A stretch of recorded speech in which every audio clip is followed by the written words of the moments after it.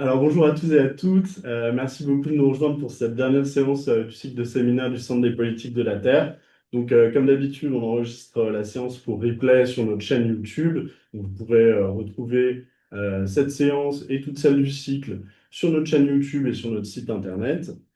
Donc, petit point sur cette séance. Cette séance sera un peu différente du format habituel des séances du séminaire.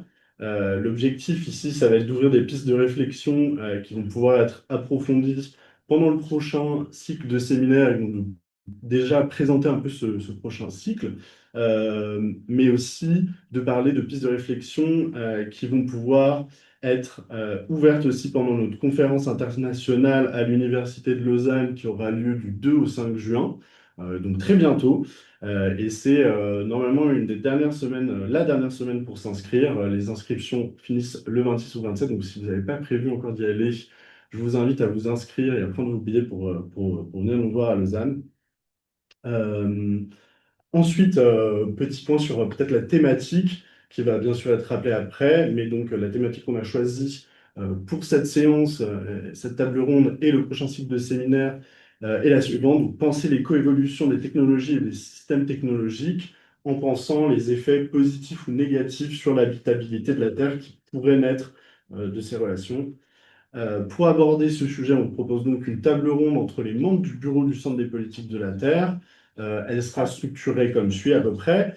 Un premier tour de table avec 10 minutes par intervenant et intervenante pour se présenter, présenter son point de vue, présenter d'où il parle, mais aussi pour présenter la thématique qu'il ou elle a choisi d'aborder. Ensuite, un second tour de 5 minutes par personne pour approfondir, pardon, rentrer dans une analyse un peu plus critique du sujet qui vous aura présenté. Un troisième tour, à nouveau de 5 minutes à peu près, pour ouvrir des perspectives qui pourraient voilà, esquisser les thématiques et les sujets des prochaines séances du cycle de séminaire, en essayant de répondre à ces deux questions ouvertes. Comment ces techniques et technologies pourraient servir à la transformation socio-écologique, l'habitabilité de la Terre, la justice sociale et environnementale? Quelles perspectives de recherche sont ouvertes par le fait de penser ces technologies comme des technologies de l'habitabilité? Et pour terminer, on ouvrira donc la discussion à la salle en prenant les questions du public. À nouveau, n'hésitez pas à les poser déjà en amont dans le chat et on vous donnera aussi la parole à la fin. Donc, je vous présente pas vraiment nos intervenants parce que de toute façon, ils vont vous représenter d'où ils parlent et quel est leur point de vue. Je vous rappelle peut-être simplement leur rôle au sein du Centre des politiques de la Terre. Dans l'ordre que j'ai autour de la table, on a d'abord Nathalie qui est directrice du centre et qui est aussi pilote de l'axe 4 sur les leviers de la transformation socio-écologique, que ce soit au niveau des politiques publiques ou de l'action collective. On a ensuite Isabelle Dajose, qui est pilote de l'axe 2, qui s'attache à penser la renaturation et la revégétalisation des espaces urbains. On a ensuite Céline Czukemalchi-Kosciani, qui est pilote de l'axe 3, qui s'intéresse aux questions de santé globale et de l'exposome. Et on a ensuite Maud Deves et Yann Sivry, qui sont tous les deux pilotes de l'axe 1, qui proposent de passer d'une étude des géosystèmes aux socio-géosystèmes. Donc voilà, penser la coordination entre les systèmes humains et les systèmes géochimiques, géophysiques. Donc voilà, sans plus attendre, je vais passer la parole à Nathalie qui va pouvoir ouvrir le premier tour de table.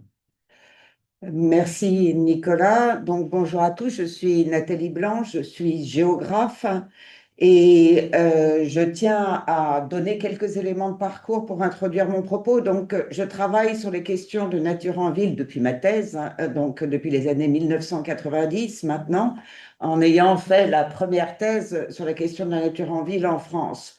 À l'époque, on ne parlait pas de nature en ville et ce n'était pas pensé comme une technologie de l'habitabilité urbaine. Loin de là, puisque on était plutôt dans une gestion de l'espace urbain qui était une gestion de la netteté, de la propreté et d'un espace urbain qui était finalement un prolongement de l'espace domestique. À partir des années 2007-2008, autour du Grenelle de l'environnement, disons, s'est mis en place tout un corpus de techniques qui permettent de penser cette habitabilité urbaine en introduisant la question de la végétalisation et de la renaturation des espaces urbains. J'ai eu le plaisir en 2007 de co-présider un des ateliers du Grenelle sur cette question de renaturer la nature en ville, avec beaucoup de collègues et de personnes de la société civile, et on voyait que s'élaborait un vocabulaire autour de cette question de la renaturation de la nature de la ville, un vocabulaire qui avait l'avantage d'inscrire ça dans l'agenda politique et le désavantage de techniciser finalement ces approches à la nature en ville de façon, à mon sens, tout à fait problématique. Alors, quand je dis tout à fait problématique, je ne veux pas dire que j'aborderai cette question uniquement d'un point de vue critique, au sens de dénoncer un certain nombre de limites. À mon sens, être critique aujourd'hui à partir des sciences sociales et à partir de mon point de vue de géographe, c'est plutôt essayer d'évaluer, d'apprécier dans ce qui est en train de se mettre en place, permet des choses. C'est-à-dire à la fois évaluer la manière dont ça limite ou dont ça réduit cette question de la nature, mais aussi ce que ça permet en termes d'évolution de l'habitabilité et d'évolution des modes d'habiter urbains. Donc on est vraiment sur ce ce jeu. Voilà pour introduire mon propos. Donc, un travail originel sur la question de la nature, essentiellement la nature animale, un travail qui, dans les années 2010, vise à accompagner l'institutionnalisation de de la renaturation urbaine, et un travail plus récemment sur la renaturation des cours d'école, et cette renaturation étant pensée comme étant inscrite dans un réseau de trames urbaines, de trames vertes urbaines, donc d'infrastructures vertes, comme on les appelle aujourd'hui, à l'échelle régionale, voire à l'échelle européenne. Parce que si vous regardez sur les cartes des infrastructures vertes, on les trouve bien sûr à différentes échelles. Voilà. Donc, je ne sais pas combien je dois aller plus loin. Je peux peut-être. Donc, revenir sur cette question du lien entre infrastructure et naturation ou renaturation. Le Centre des politiques de la Terre a consacré une journée entière à ces questions, puisque pour nous, c'est là où on voit que s'opère cette technicisation finalement de la renaturation urbaine. Alors, quand on parle d'infrastructure, on convoque l'image des grands systèmes, des grands réseaux, qui sont des grands réseaux techniques conçus pour transporter des flux de nature diverse. On pense aux personnes, aux marchandises, aux informations, ou pour métaboliser des ressources matérielles variées, comme l'énergie, l'eau, les déchets. Euh, En fait, dans une acception même plus générale, parce qu'on parle aussi d'infrastructure sociale, le terme d'infrastructure renvoie à des constructions entièrement artificielles dont les logiques de conception, de fonctionnement et de maintenance relèvent de l'ordre technologique. Alors,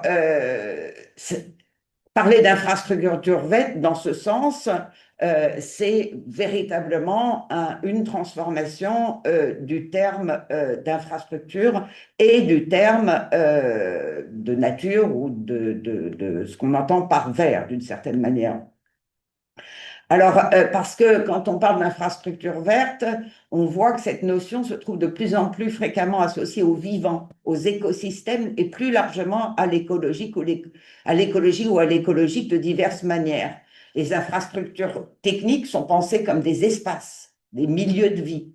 Alors là, je pense en particulier, par exemple, on va étudier le réseau des égouts pour voir en quoi ça peut constituer une niche écologique pour certaines espèces sauvages, comme le rat. Enfin, je ne sais pas si elle est sauvage. En tout cas, voilà, on étudie ces infrastructures-là. On parle d'infrastructures vertes, comme je l'ai dit, pour étudier la manière dont pieds d'arbres, renaturation des cours d'école, espaces verts, bois comme le bois de Boulogne et le bois de Vincennes à Paris, etc., forment un réseau écologique.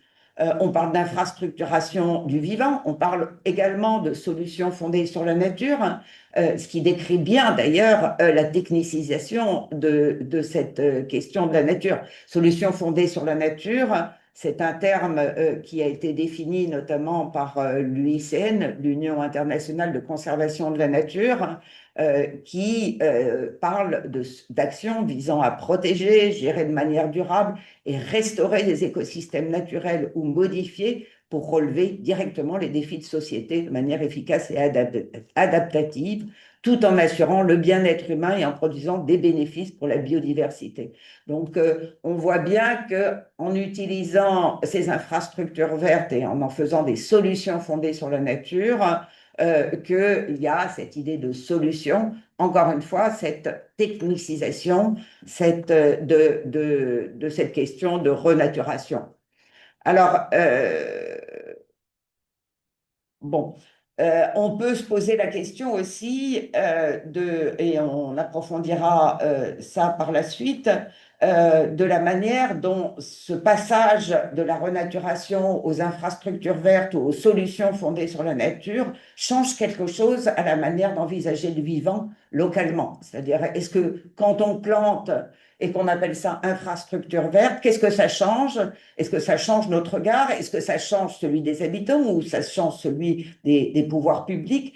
Est-ce que le fait d'inscrire un potager ou un jardin ouvrier ou un jardin familial dans le réseau des infrastructures vertes, hier j'étais à Bruxelles et c'est ce qu'ils font, est-ce que ça change quelque chose par rapport à la manière dont les personnes vont considérer leurs carottes, par exemple, pour être un peu... Et voilà, en tout cas, ce que ça dit, c'est que la manière de construire l'espace pour les pouvoirs publics à partir de cette réflexion sur les infrastructures vertes relève d'une technologie de l'habitabilité, c'est-à-dire une façon de pourvoir à l'habitabilité urbaine en envisageant toutes ces structures vertes comme y contribuant d'une manière ou d'une autre. Et ce y contribuant d'une manière ou d'une autre, c'est à partir d'un travail cartographique essentiellement. C'est ça aussi dont il faut être conscient, font partie de cette dimension technologique d'infrastructuration, l'idée de les représenter sur un plan et de leur donner une forme spatiale un peu surplombante.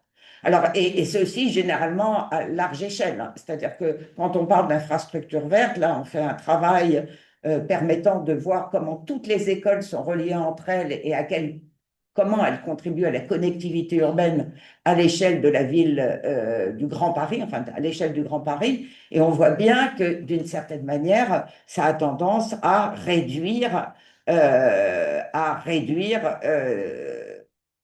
cette dimension du rapport à la nature.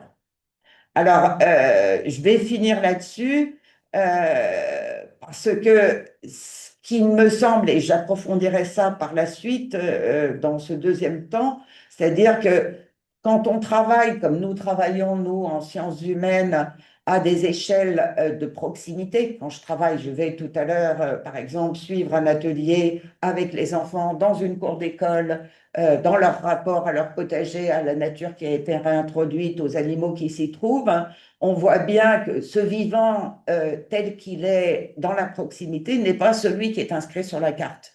Donc, il y a ce décalage entre les modalités de représentation par les pouvoirs publics de cette infrastructuration du vivant à l'échelle urbaine et la manière dont il est vécu, dont il peut poser problème et dont il répond effectivement à des problématiques de développement durable ou d'adaptation au changement climatique à l'échelle locale. Et là, on est très loin de répondre à ces questions d'adaptation au changement climatique. En revanche, on répond aussi à d'autres questions qui ne sont pas toujours mises en avant par les pouvoirs publics. Voilà. Très bien, bah, merci beaucoup Nathalie. Je pense qu'on peut passer peut-être directement à votre intervention.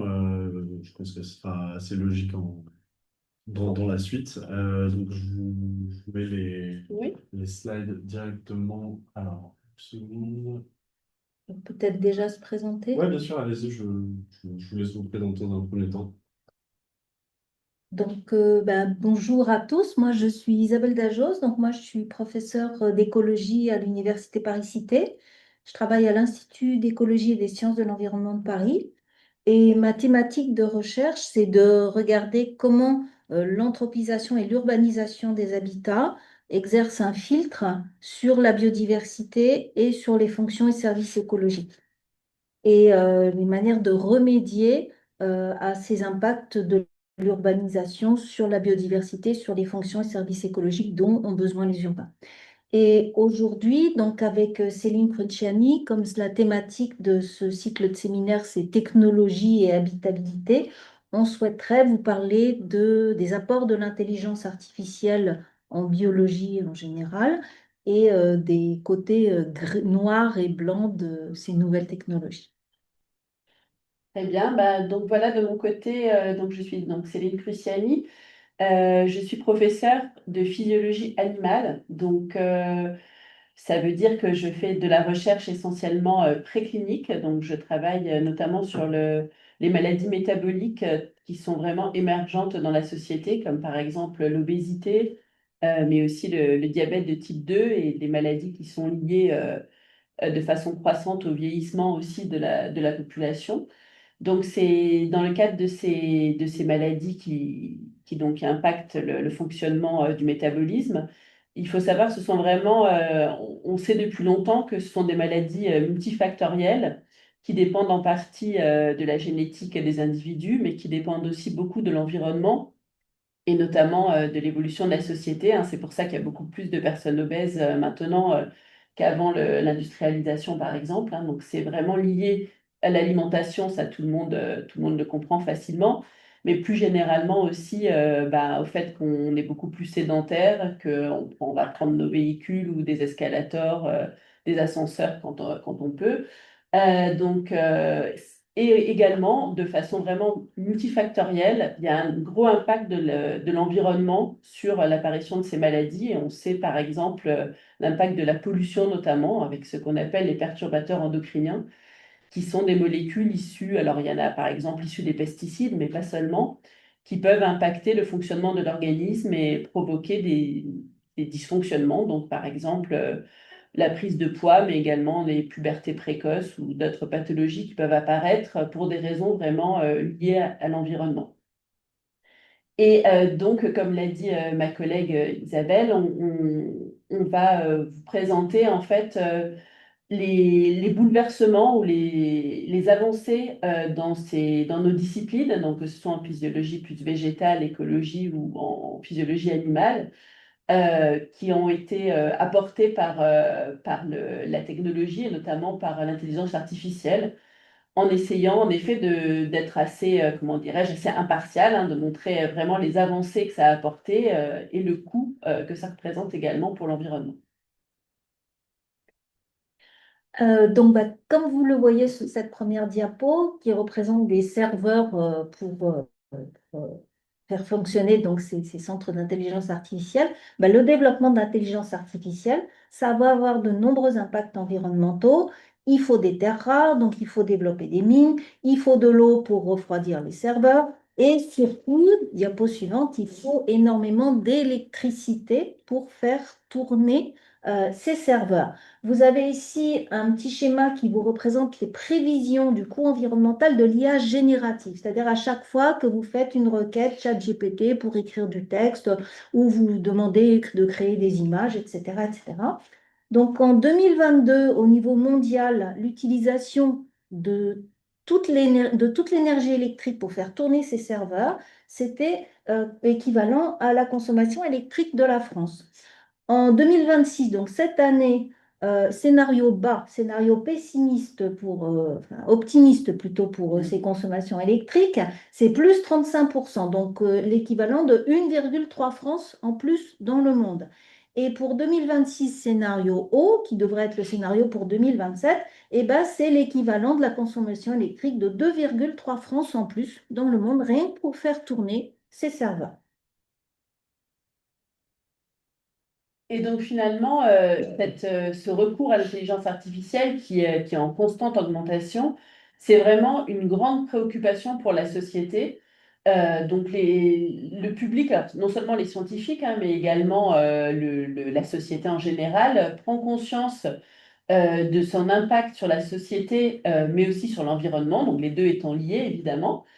Et donc, par exemple, sur cette diapositive, on peut voir les préoccupations les plus fortes des personnes qui ont été, c'est assez récent, hein, qui ont été interviewées en 2025 au Forum économique de Davos, et on leur a demandé de classer les risques qu'ils associaient au recours, donc enfin, les risques qu'ils voyaient pour leur pays. On peut voir que parmi ces risques-là, bien entendu, il y a une conscience vraiment très importante sur la biodiversité, sur le basculement dû à des événements extrêmes du climat. Et puis, donc, si vous voyez, le point 3 c'est Critical Change to Earth System, donc vraiment d'atteindre un point critique, une sorte de point de non-retour. Donc, c'est vraiment les plus fortes préoccupations. Mais assez vite, au point 4 et 5, on peut voir que vraiment, ce qui est lié aux nouvelles technologies et à l'intelligence artificielle apparaît avec notamment le fait qu'on ait accès immédiat à plein d'informations, mais est-ce des vraies informations, est-ce de la désinformation, voilà, on perd un peu toute forme de contrôle sur les informations auxquelles on va accéder. Et bien entendu, aussi le revers de ces nouvelles technologies, donc, qui sont d'ailleurs liées bien sûr aux impacts sur l'environnement, hein, puisque vu le coût énergétique de ces nouvelles technologies. Et également, il y a, alors je ne sais pas si c'est pertinent ou pas, mais il y a également une sorte d'inquiétude liée à la cyber insecurity, donc vraiment le fait de se sentir fragile, vulnérable en termes de tout ce qui est informatique, hein. On le voit, parfois les bases de données des hôpitaux sont hackées. On a peur de perdre le contrôle de notre identité par rapport à cette évolution technologique. Et néanmoins, c'est quelque chose auquel au contraire, non seulement on ne renonce pas à ces avancées-là, mais au contraire, vraiment, on les accueille à bras ouverts en tant que chercheurs. Donc c'est une sorte de paradoxe, hein. C'est vrai qu'il y a une inquiétude sur vraiment la place que prennent ces nouvelles technologies, cette intelligence artificielle générative. Mais en tant que chercheur, c'est quelque chose qui est vraiment très, très utile et qui a vraiment révolutionné la discipline.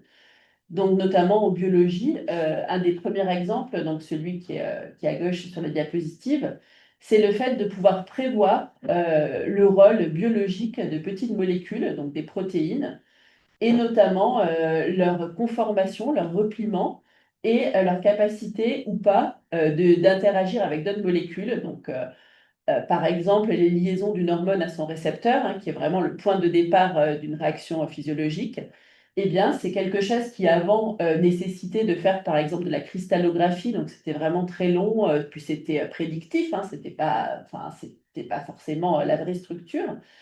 Et ensuite de faire des tests in vivo, donc chez les animaux, pour voir s'il y avait un effet, un bénéfice éventuel de la nouvelle, d'un médicament candidat, par exemple. Et donc, grâce à l'IA, on peut maintenant le prédire, mais de façon extrêmement robuste, à tel point que grâce à certains logiciels qui prédisent le repliement, donc notamment il y a eu un prix Nobel récemment pour la gestion, enfin la création de ce logiciel qui s'appelle AlphaFold et qui permet à partir d'une séquence génétique, de prédire le repliement de la protéine.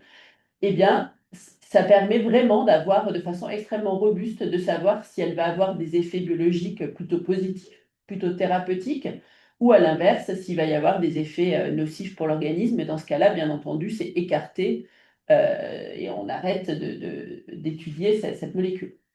Donc ça, c'est vraiment une grande avancée. Une autre avancée qui a vraiment révolutionné la médecine, cette fois-ci vraiment au niveau clinique, hein, au niveau humain, ça va être le diagnostic par analyse d'image en étant assisté par l'intelligence artificielle.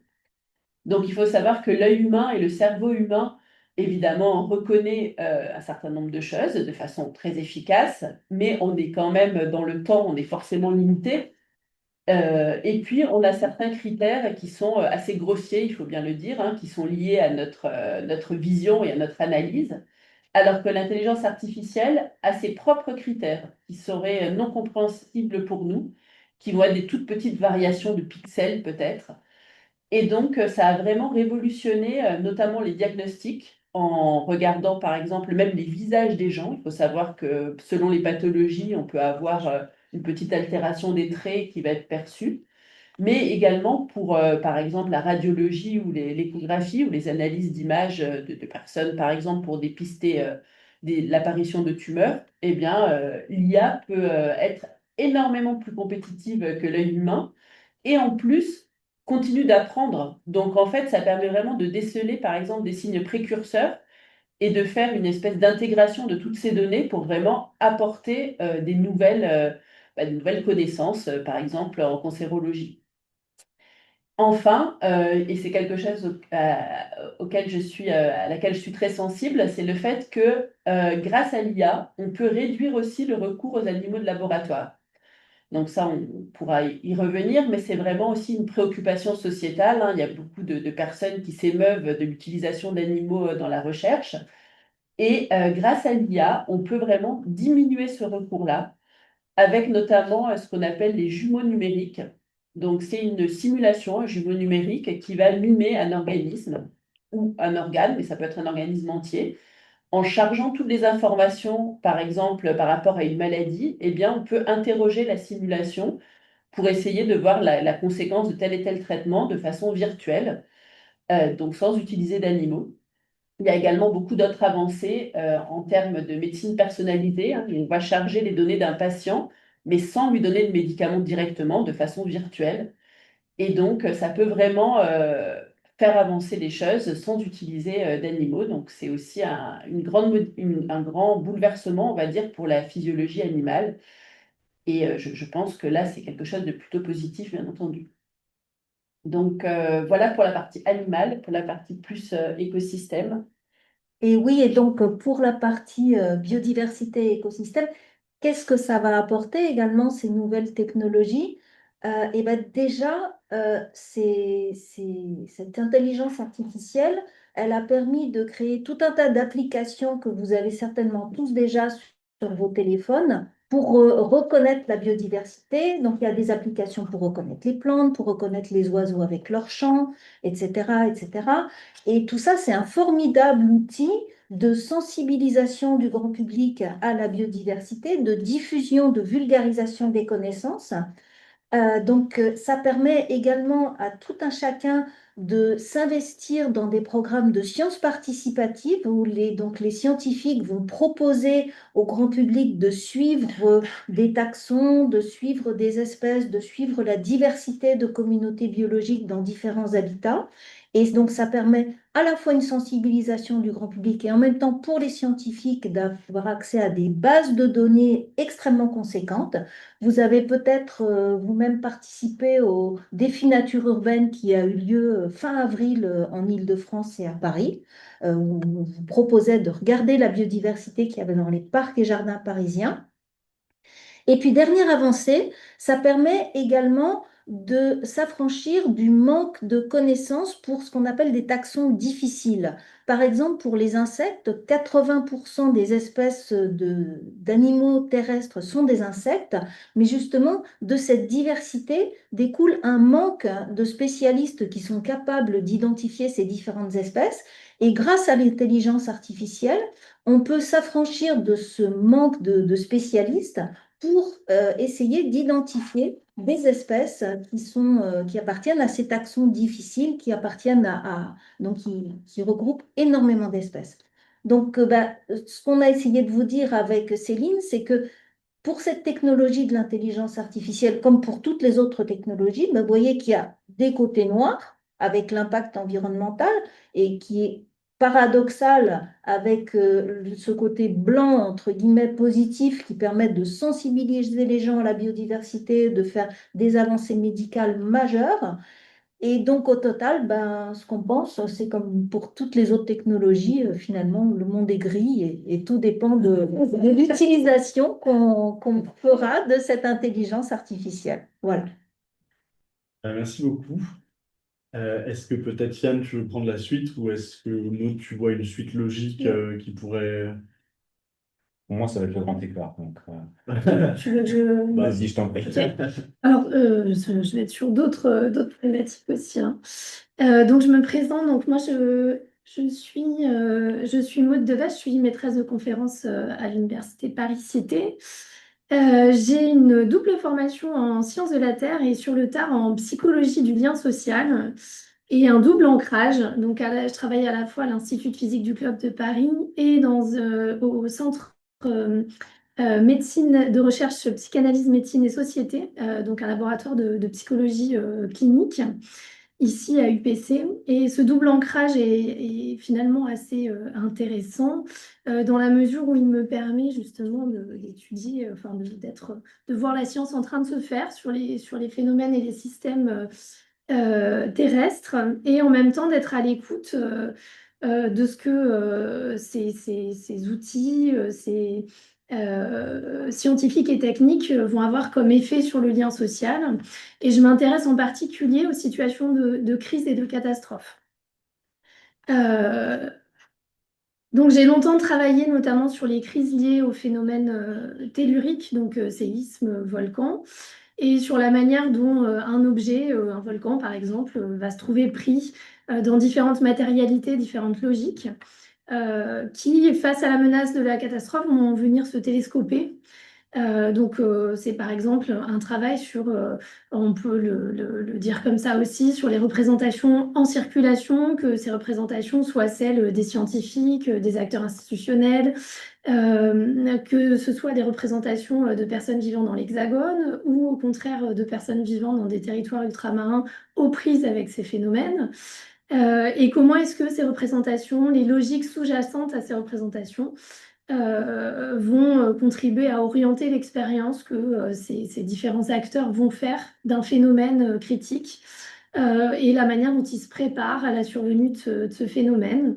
Est-ce qu'elles vont être à même de les aider à dépasser le phénomène ou au contraire peut-être les bloquer ou compliquer le dépassement de ces situations de crise ou de catastrophe? La technologie scientifique qui est déployée pour l'observation et la surveillance de ce qu'on appelle les aléas, les phénomènes dangereux, donc les capteurs, les réseaux, les modèles, ne sont jamais juste des outils. C'est tout un langage qui est susceptible justement d'entrer en conflit ou tout simplement d'invisibiliser ou d'être en décalage avec d'autres langages, des langages et des savoirs habitants en particulier. Depuis 2 ans, je travaille plus particulièrement sur les crises de l'eau, dans le cadre de projets interdisciplinaires, notamment sur la pénurie qui est en cours à Mayotte. Et là, l'enjeu, typiquement, ça va être d'articuler à la fois une connaissance des données physiques sur la ressource elle-même, avec les pratiques sociales qui se sont mises en place au fil du temps autour de cette ressource. Et comment est-ce que les communautés habitantes ont déployé des stratégies d'adaptation face à des situations de manque, de pénurie, en essayant à chaque fois de travailler avec les acteurs locaux, nationaux, pour essayer d'étayer ces situations qui sont souvent des situations de crise, donc complexes, pleines d'incertitudes. Et donc, comment est-ce que nous, en tant que scientifiques, en travaillant de préférence de manière interdisciplinaire et transdisciplinaire avec les acteurs, on peut réussir à faire émerger des informations, des données, des manières de voir, des approches qui permettent d'étayer la manière dont ces acteurs peuvent penser leurs ressources et s'organiser collectivement. Donc, je me suis un peu présentée. Maintenant, je vais me concentrer sur l'exercice du jour.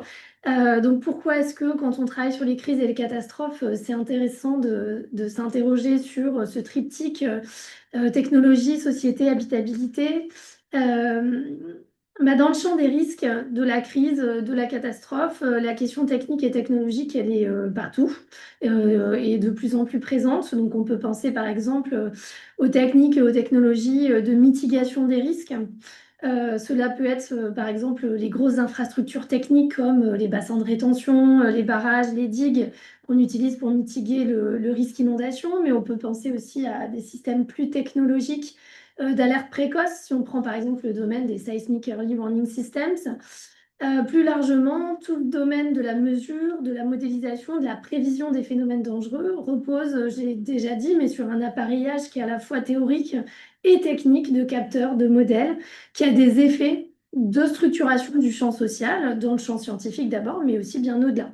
On va penser par exemple à l'application météo qu'on utilise tous les matins pour décider comment on va s'habiller.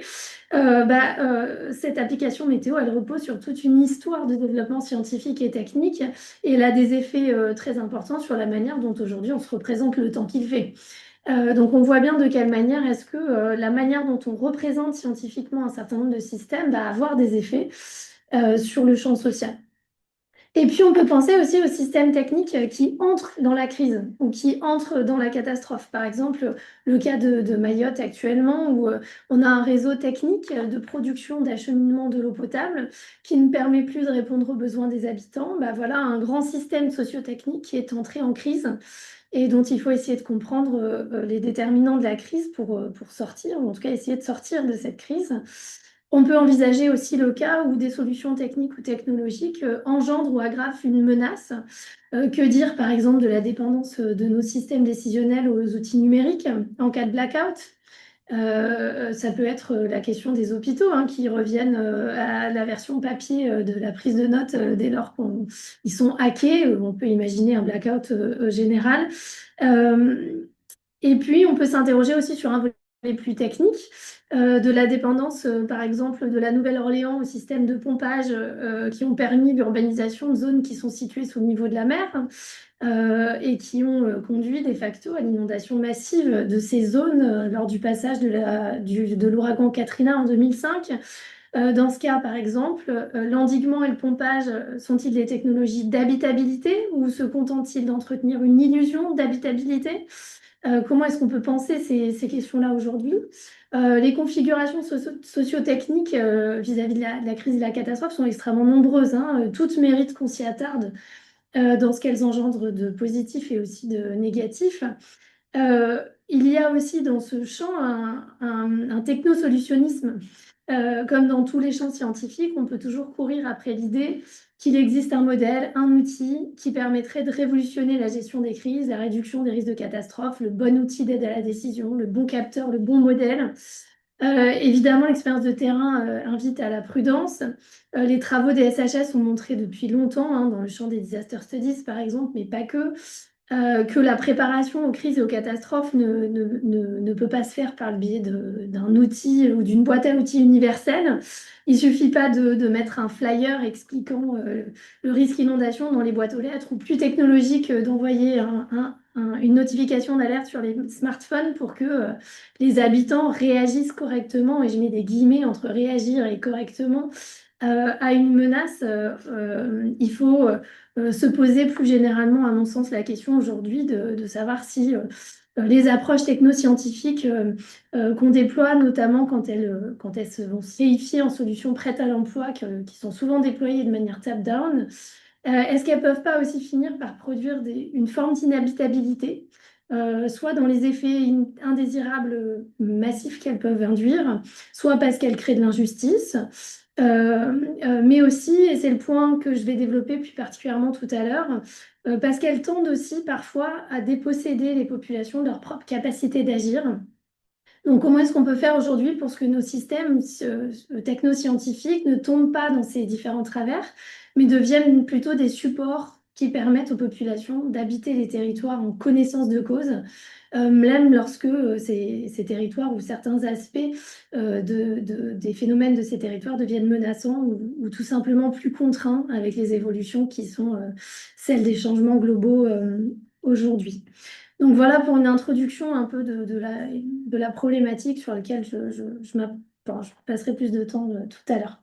Je laisse la parole à Yann. Ok, merci Maud. Alors, il y a certains éléments qui vont pas mal se recouper avec ce que tu viens de dire, d'autres un peu moins. Pour ma part, moi, je suis géochimiste.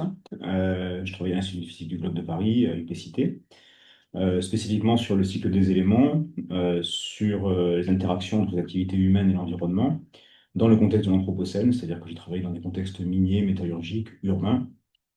Donc, à la fois à l'échelle très locale pour voir l'effet des disséminations de contaminants sur le milieu, sur le vivant, et puis à l'échelle un peu plus globale, jusqu'au Groenland pour aller voir les retombées atmosphériques de particules d'origine humaine.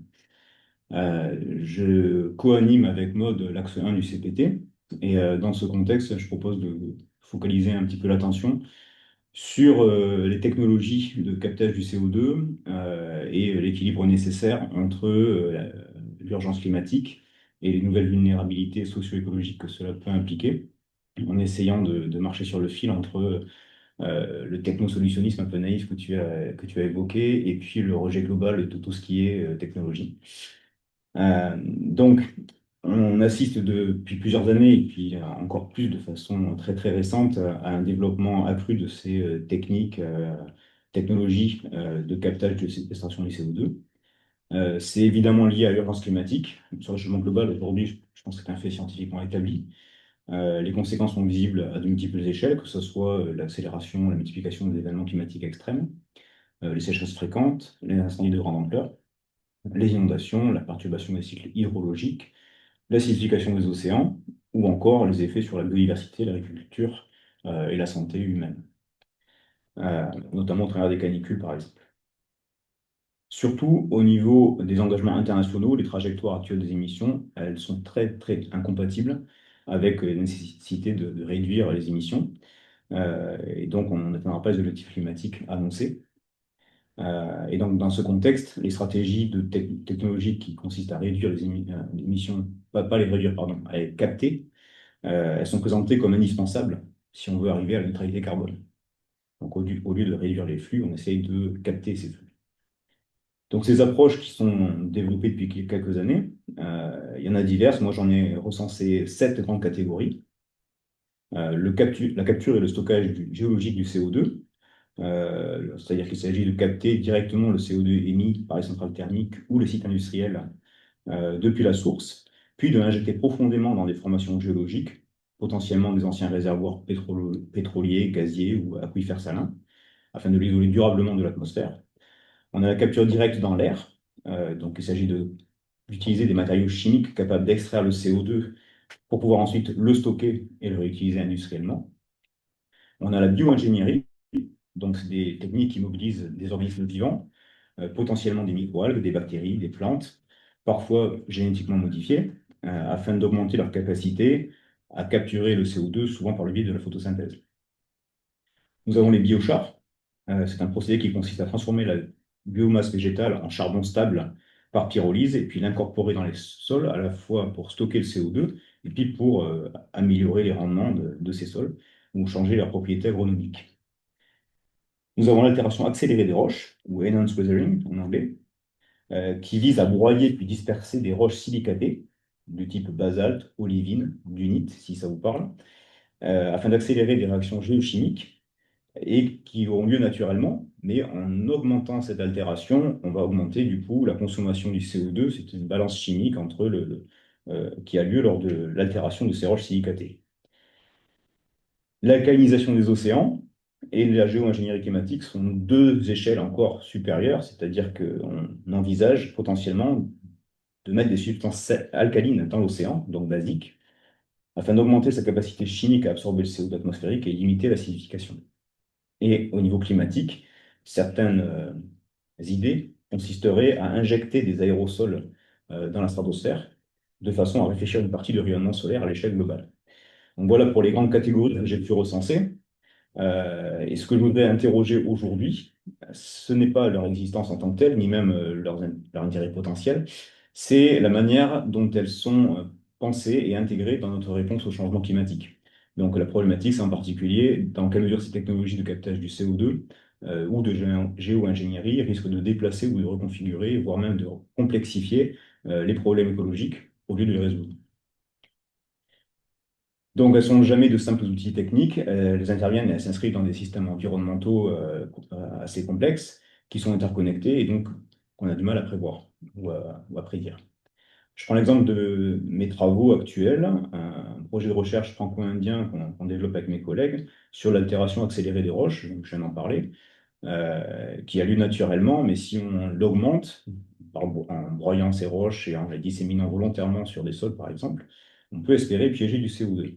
Donc c'est une approche qui est plutôt élégante, elle s'inspire des processus naturels, elle possède un potentiel théorique assez important en séquestration de CO2, on parle de plusieurs gigatonnes de CO2 captés par an, et il y a certains co-bénéfices, notamment par rapport aux propriétés des sols, si c'est épandu sur des sols agricoles. Mais lorsqu'on regarde les processus géochimiques de façon plus détaillée, c'est plus complexe tout simplement parce que ces roches contiennent potentiellement des métaux traces.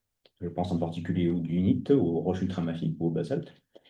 Ces métaux traces, ça peut être du nickel, du chrome, du cobalt, dont la toxicité est largement avérée.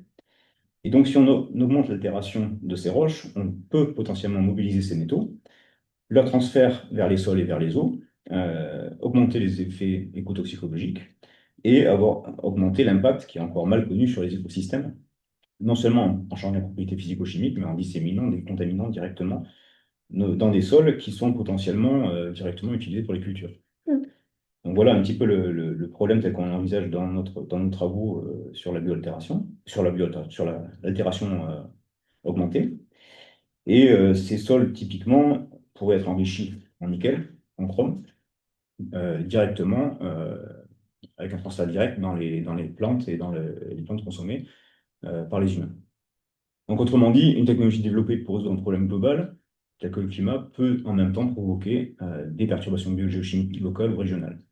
Donc, ça dépasse largement l'exemple simple de la bioaltération, hein. Dans le cas du stockage géologique du CO2, on peut avoir des problèmes de stockage à long terme, de fuite ou de sismicité induite. Donc, il faut aussi une acceptabilité territoriale des infrastructures nécessaires. Pour la capture directe dans l'air, c'est très prometteur, sauf qu'on peut avoir des enjeux de consommation énergétique accrue, une empreinte industrielle à grande échelle assez importante. Pour les approches de bio-ingénierie, avec les microalgues, les bactéries, etc., ça peut interroger sur les effets possibles au niveau des équilibres écologiques des écosystèmes. Les biochars, malgré les bénéfices potentiels de stockage de carbone dans les sols, ça suppose de déplacer l'usage des biomasses et l'affectation des terres dédiées actuellement à l'agriculture et qui pourraient être dédiées à d'autres applications, donc des questions de gestion à l'échelle globale. L'alcalinisation des océans vise évidemment à limiter l'acidification, mais ça peut avoir un impact direct sur l'écosystème marin si c'est fait de façon globale ou mal contrôlée. Et enfin, la géo-ingénierie climatique, comme l'injection d'aérosols, ça pose des interrogations majeures sur les modifications à l'échelle globale du climat. Donc ces dispositifs, vu qu'il s'agit aussi d'une couplée entre atmosphère, hydrosphère, biosphère et troposphère, les effets ne seront pas localisés, ils seront complètement globaux, et donc difficilement prévisibles. Donc la question n'est pas seulement technique, elle devient épistémique, à la fois des problème réellement potentiellement à long terme. Elle devient politique avec la décision qui va décider du déploiement de ces technologies. Économique parce qu'on ne sait pas comment vont se structurer le développement autour et à qui va bénéficier ces technologies. Et éthique, l'acceptabilité du risque, pour qui. Donc c'est ici que la réflexion sur les technologies rejoint un petit peu la question de l'habitabilité de la Terre. Au fond, il ne s'agit pas seulement de stabiliser les concentrations atmosphériques de CO2, mais il s'agit de préserver des milieux vivables, des écosystèmes fonctionnels et des conditions sociales acceptables. Super, merci beaucoup Yann.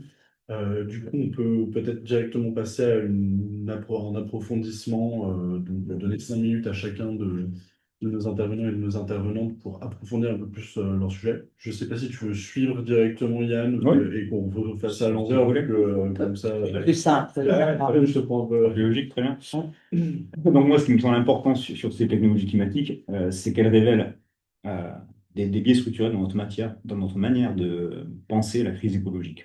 Il y a 3 biais principaux. Le court-termisme. On a une urgence climatique qui est réelle et on veut répondre de façon urgente, rapide, quantifiable, avec des technologies qui sont visibles. Mais ça peut conduire à traiter les symptômes atmosphériques sans transformer les dynamiques économiques qui ont induit ce problème. Autrement dit, on risque de gérer les conséquences du système, mais on ne remettra jamais en cause le système lui-même. Le deuxième point, le deuxième biais, c'est la surtechnologisation de la crise climatique, c'est-à-dire plus de problèmes technologiques associés aux réponses que l'on va apporter. On va parfois reformuler la crise écologique en simple problème d'ingénierie. Donc, c'est le technosolutionnisme. Alors, du coup, le risque est double. On peut invisibiliser les causes structurelles du problème, la surconsommation de charbon et l'émission de gaz à effet de serre, la création d'une dépendance croissante à des infrastructures techniques massives. Et donc, on aura à chaque fois une augmentation des besoins énergétiques, une augmentation des infrastructures industrielles, des chaînes d'approvisionnement, des ressources minérales, des systèmes complexes du contrôle et de la maintenance. Donc, c'est un petit peu la fuite en avant. Le troisième point, c'est les asymétries entre savoir et pouvoir. Ces technologies, elles sont souvent développées dans des contextes très spécialisés, des grands acteurs industriels, ou des cadres technocratiques très centralisés. Or, on ne sait pas bien qui comprend ces technologies en détail, qui décide de leur mise en œuvre, et à qui va bénéficier les gains. Là, je parle des gains économiques, pas des gains pratiques. Par contre, on sait à peu près qui va supporter les risques environnementaux. Donc, on a ces asymétries qui sont fortes et qui rejoignent certains axes du CPT, hein, entre l'asymétrie nord-sud, experts-citoyens, territoire décisionnel et territoire d'exposition. Donc, il faut évoquer les effets indirects et les risques systémiques. On a des technologies de captage qui peuvent produire des effets rebonds. Si on donne l'impression que les émissions futures pourront être compensées, on va continuer à consommer, voire même à surconsommer par rapport à l'ère actuelle. Ça peut retarder certaines transformations structurelles qui sont aujourd'hui identifiées comme nécessaires, mais qui pourraient du coup ne pas avoir lieu ou avoir lieu beaucoup plus tard. Ça peut aussi produire des nouvelles pressions minières, des pollutions plus diffuses, des perturbations écologiques secondaires, je les ai évoquées, ou des conflits d'usage sur les territoires. Donc ça ne signifie pas, à mon sens, qu'il faille rejeter toute technologie climatique, mais je pense qu'une technologie ne peut pas être évaluée uniquement à partir de son efficacité de stockage du carbone, de stockage du CO2. Donc elle doit être pensée de façon globale, entière, qui inclut à la fois les transformations sociales, matérielles et écologiques qu'elle va induire. C'était mon focus. Ouais, merci beaucoup pour ça, Yann. Et ça résonne beaucoup avec le travail qu'on fait sur l'eau à Mayotte, par exemple. Et ce que je trouve intéressant, c'est que finalement, là, on parle de nouvelles technologies, de technologies en développement. Mais quand on prend les systèmes techniques ou technologiques anciens, on voit qu'il y a des questions semblables finalement qui ont déjà émergé et auxquelles on n'a pas forcément répondu d'ailleurs. Donc ça peut être intéressant, je trouve, de creuser justement ces parallèles entre ces nouveaux systèmes techniques et technologiques et leurs enjeux et ce qui a déjà été travaillé sur certains systèmes techniques. Mais moi, je voulais pas forcément rajouter de l'eau au moulin que tu as déjà fait tourner. Je vais essayer d'apporter autre chose en me concentrant sur d'autres points. Donc, je reviens sur la question crise et catastrophes et risques hein, de ce champ-là.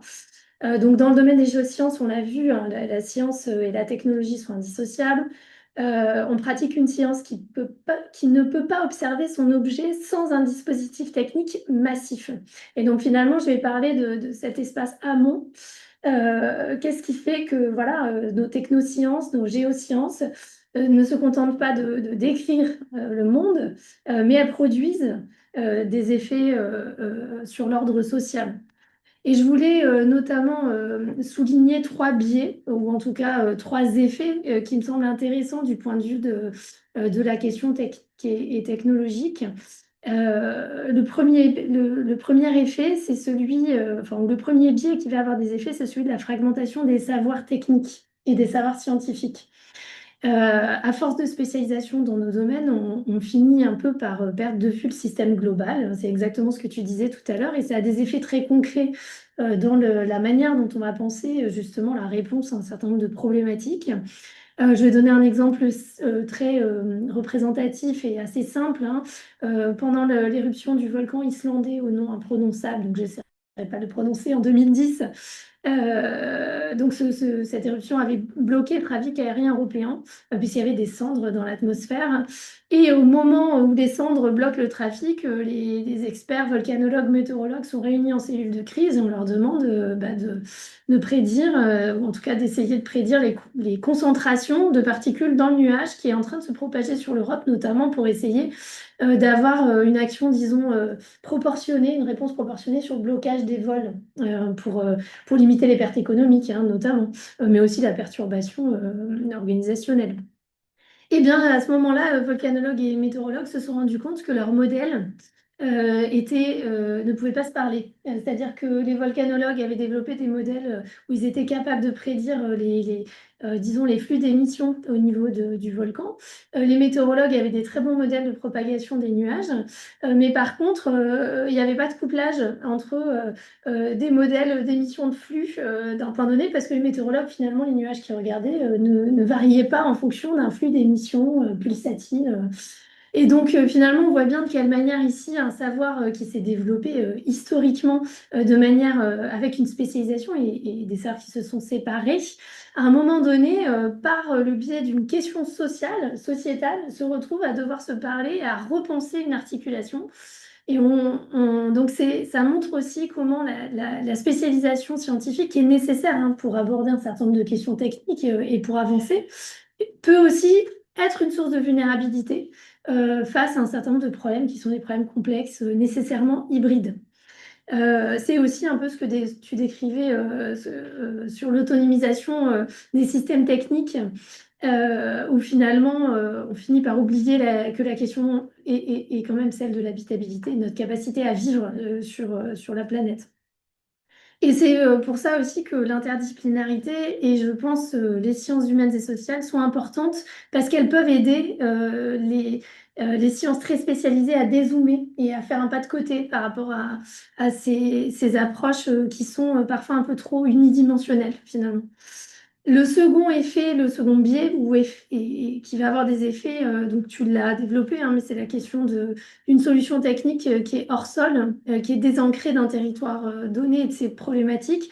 Si on prend le cas de l'exemple de l'eau, la manière dont les scientifiques et les ingénieurs vont représenter la ressource, est-ce qu'on a affaire à une ressource de surface, une ressource souterraine principalement, en quelle part, quel volume, va déterminer les moyens techniques qu'on va mettre en œuvre pour exploiter cette ressource. Et puis, de la même manière, si on ne voit l'eau sur un territoire qu'au travers des grands systèmes techniques, par exemple des réseaux d'adduction universels, comme on les développe dans l'Hexagone, on finit par oublier les sources non conventionnelles, par exemple, et les habitants qui y ont recours.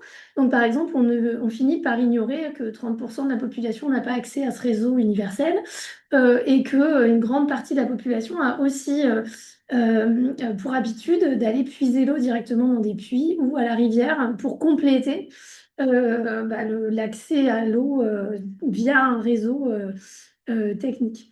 Donc finalement, on voit aussi comment les manières dont on représente et dont on instrumente ces problématiques peuvent contribuer à réifier une certaine vision du territoire et à créer des rapports de place asymétriques. On voit plus certains habitants, on voit plus des habitants, on voit des usagers du réseau, on invisibilise un certain nombre de pratiques et de manières, de modes d'habiter le territoire.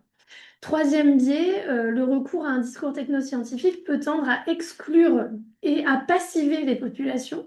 Donc on a centralisé à l'extrême la gestion des crises, mais aujourd'hui on se rend compte que face aux enjeux climatiques, notamment à la multiplication des menaces, il faut absolument passer d'un modèle très centralisé et très top-down à un modèle beaucoup plus transversal et ouvert. Il faut, et c'est la loi de modernisation de la sécurité civile l'a mis en avant, que les citoyens redeviennent acteurs de leur propre sécurité.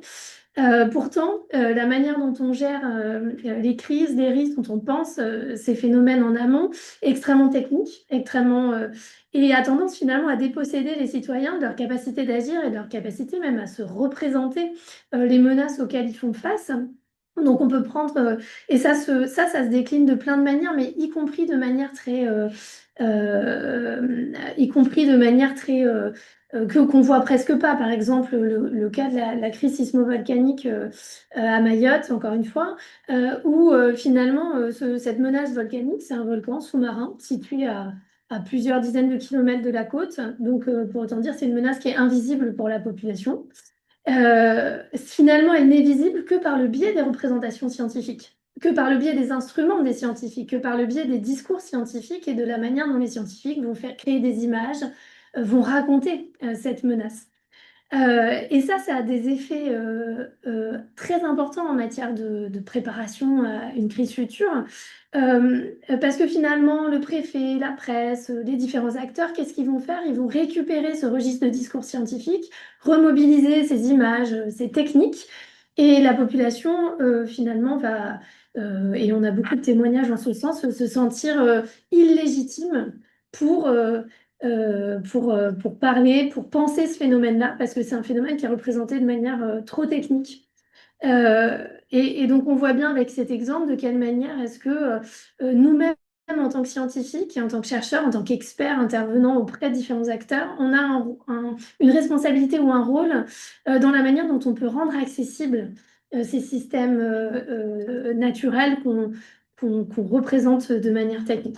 On voit aussi que, par exemple, à Mayotte, les habitants vont déployer des formes de résistance face à ces discours très scientifico-techniques, par exemple en décidant de ne pas croire à ce qu'il leur est raconté sur le volcan, puisque finalement on ne le voit pas, c'est pas une menace immédiate.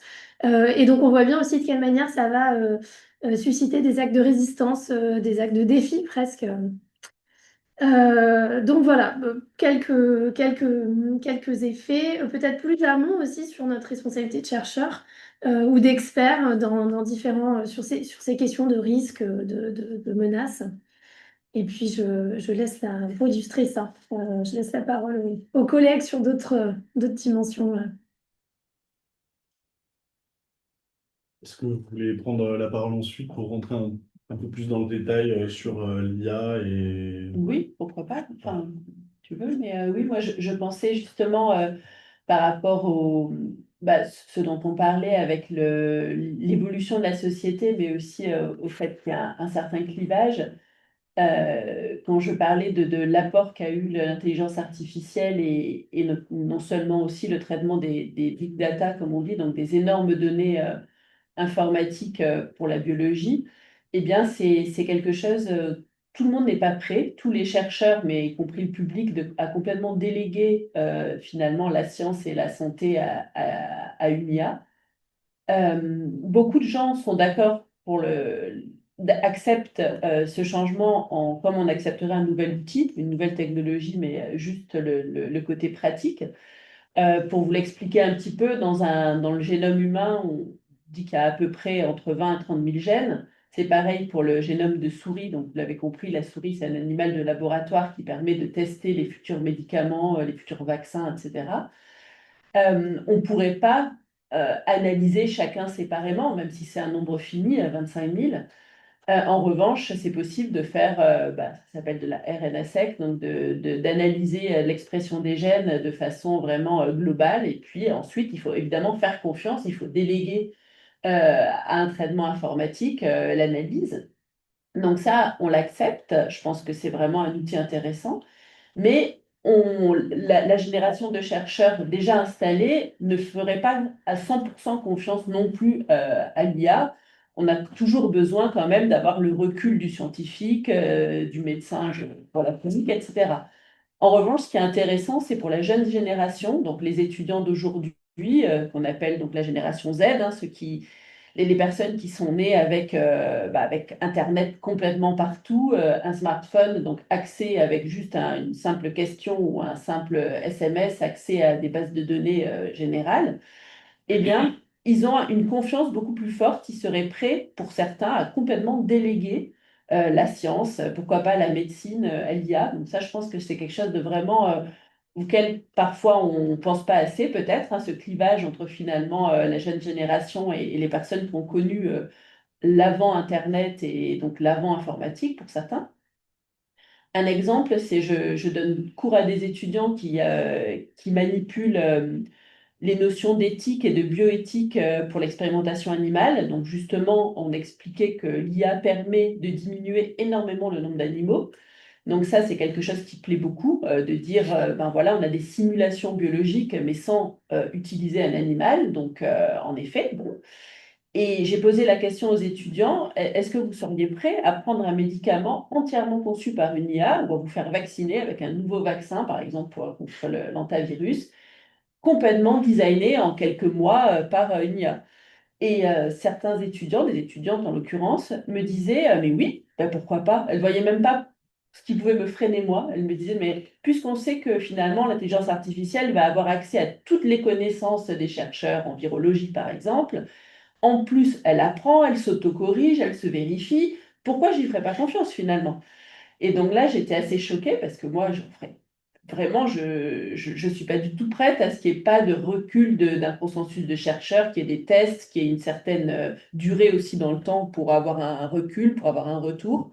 Donc c'est vraiment une grosse bascule finalement par rapport à la jeune génération. Alors probablement que la vérité est un peu entre les deux, mais voilà, c'est quelque chose qui est très prégnant pour les plus jeunes, pour qui c'est naturel de faire confiance finalement à une IA.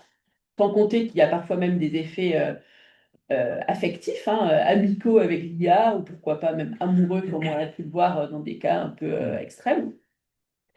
Et la deuxième chose qui m'interpelle pour ces gros bouleversements liés à l'intelligence artificielle, c'est le fait que ce soit finalement peu coûteux d'un point de vue financier pour la personne qui va l'interroger, hein. Alors, on a vu que c'est coûteux pour l'environnement, bien entendu, mais l'accès est simple, il suffit d'avoir Internet. Certains abonnements pour avoir des requêtes très nombreuses, c'est vraiment 200, 300 euros par an. Donc vraiment, c'est quelque chose qu'on peut se permettre assez facilement. Et de ce fait, ça peut sembler une solution aussi pour les pays en voie de développement, donc pour les pays du Sud. Certains pays, notamment le Salvador, a fait par exemple le choix de déléguer complètement à une IA le traitement de certaines maladies métaboliques, dont le diabète, par exemple, qui est donc mathématique de recherche. Alors l'idée, c'est que les gens vont interroger l'IA en confiant leurs symptômes, leurs ressentis, leurs problèmes.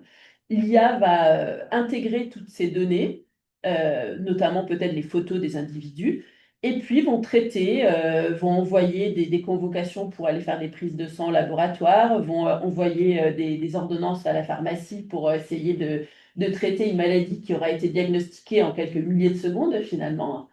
Donc c'est vraiment quelque chose de nouveau. Alors certes, j'imagine que le pays qui a fait ce choix-là voit un gros intérêt financier, hein, puisqu'il y a beaucoup moins besoin de personnel de santé si on délègue complètement à Gemini le traitement du diabète, de l'obésité, de la maladie du foie, etc.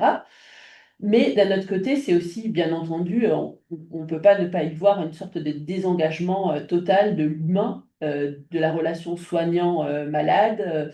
Donc c'est un bouleversement aussi énorme et en effet, je pense qu'on ne le mesure pas encore, que c'est peut-être quelque chose vers quoi même les pays du Nord plus favorisés en termes économiques vont peut-être aussi être tentés d'y avoir recours parce que bah, voilà, par profit un peu financier ou par un petit peu par opportunisme, de dire bah, si c'est plus efficace que nous, après tout, si ça fonctionne, faisons-le. Donc voilà, je pense qu'on est encore vraiment à un moment où il y a une sorte de bascule vers les nouvelles utilisations, les nouvelles possibilités. Et je pense que vraiment, il y a une sorte de clivage de la population entre les très très sceptiques et les très très méfiants qui feraient un refus total et au contraire ceux qui seraient prêts à tout déléguer finalement, la science, la médecine à l'IA. Isabelle? Ben moi, je voulais aussi rebondir sur ce que vient de dire Céline, sur l'utilisation de l'intelligence artificielle. Donc, ce qu'on a vu, c'est que toutes ces technologies, pas seulement l'intelligence artificielle, ça a un impact environnemental monstrueux. Ça consomme de l'eau, ça consomme de l'électricité qui est produite avec souvent des combustibles fossiles, ça consomme de l'espace, ça consomme des terres rares, etc., etc. Et donc, on se situe dans un monde un petit peu paradoxal où d'un côté, il n'y a jamais eu autant d'impact des activités humaines sur la biodiversité, sur les écosystèmes.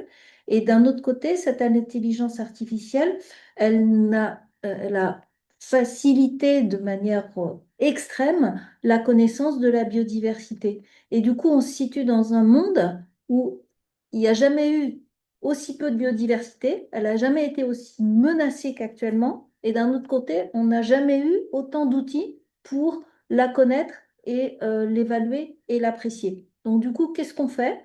Est-ce que d'un côté, on n'est pas en train de détruire, est-ce que d'un autre côté, on cherche à connaître le mieux possible? Pour moi, il y a un paradoxe là-dedans. Et puis, comme Céline aussi, je pense que en tant que chercheur et enseignant-chercheur, on a un gros travail à faire pour sensibiliser les étudiants à une utilisation raisonnée de ces outils. Par exemple, ce que je vois sur le terrain, c'est avec toutes ces applications pour reconnaître différents organismes, bah, ah ben voilà, la machine m'a dit c'est ça, donc c'est ça. Et il n'y a pas de remise en question de la réponse. Et je pense qu'en tant que chercheur, en tant qu'enseignant, on a un gros devoir de sensibiliser les gens à prendre du recul à la réponse toute faite que vont nous apporter ces nouvelles technologies. Tout à fait. D'ailleurs, quelqu'un a partagé dans le chat l'objection de conscience qui a été produite par la Técopole, qui reprend certains de ces points en allant plus ou moins loin, mais qui propose justement aux enseignants personnels de l'ESR des points de réflexion très pertinents sur le sujet de l'IA.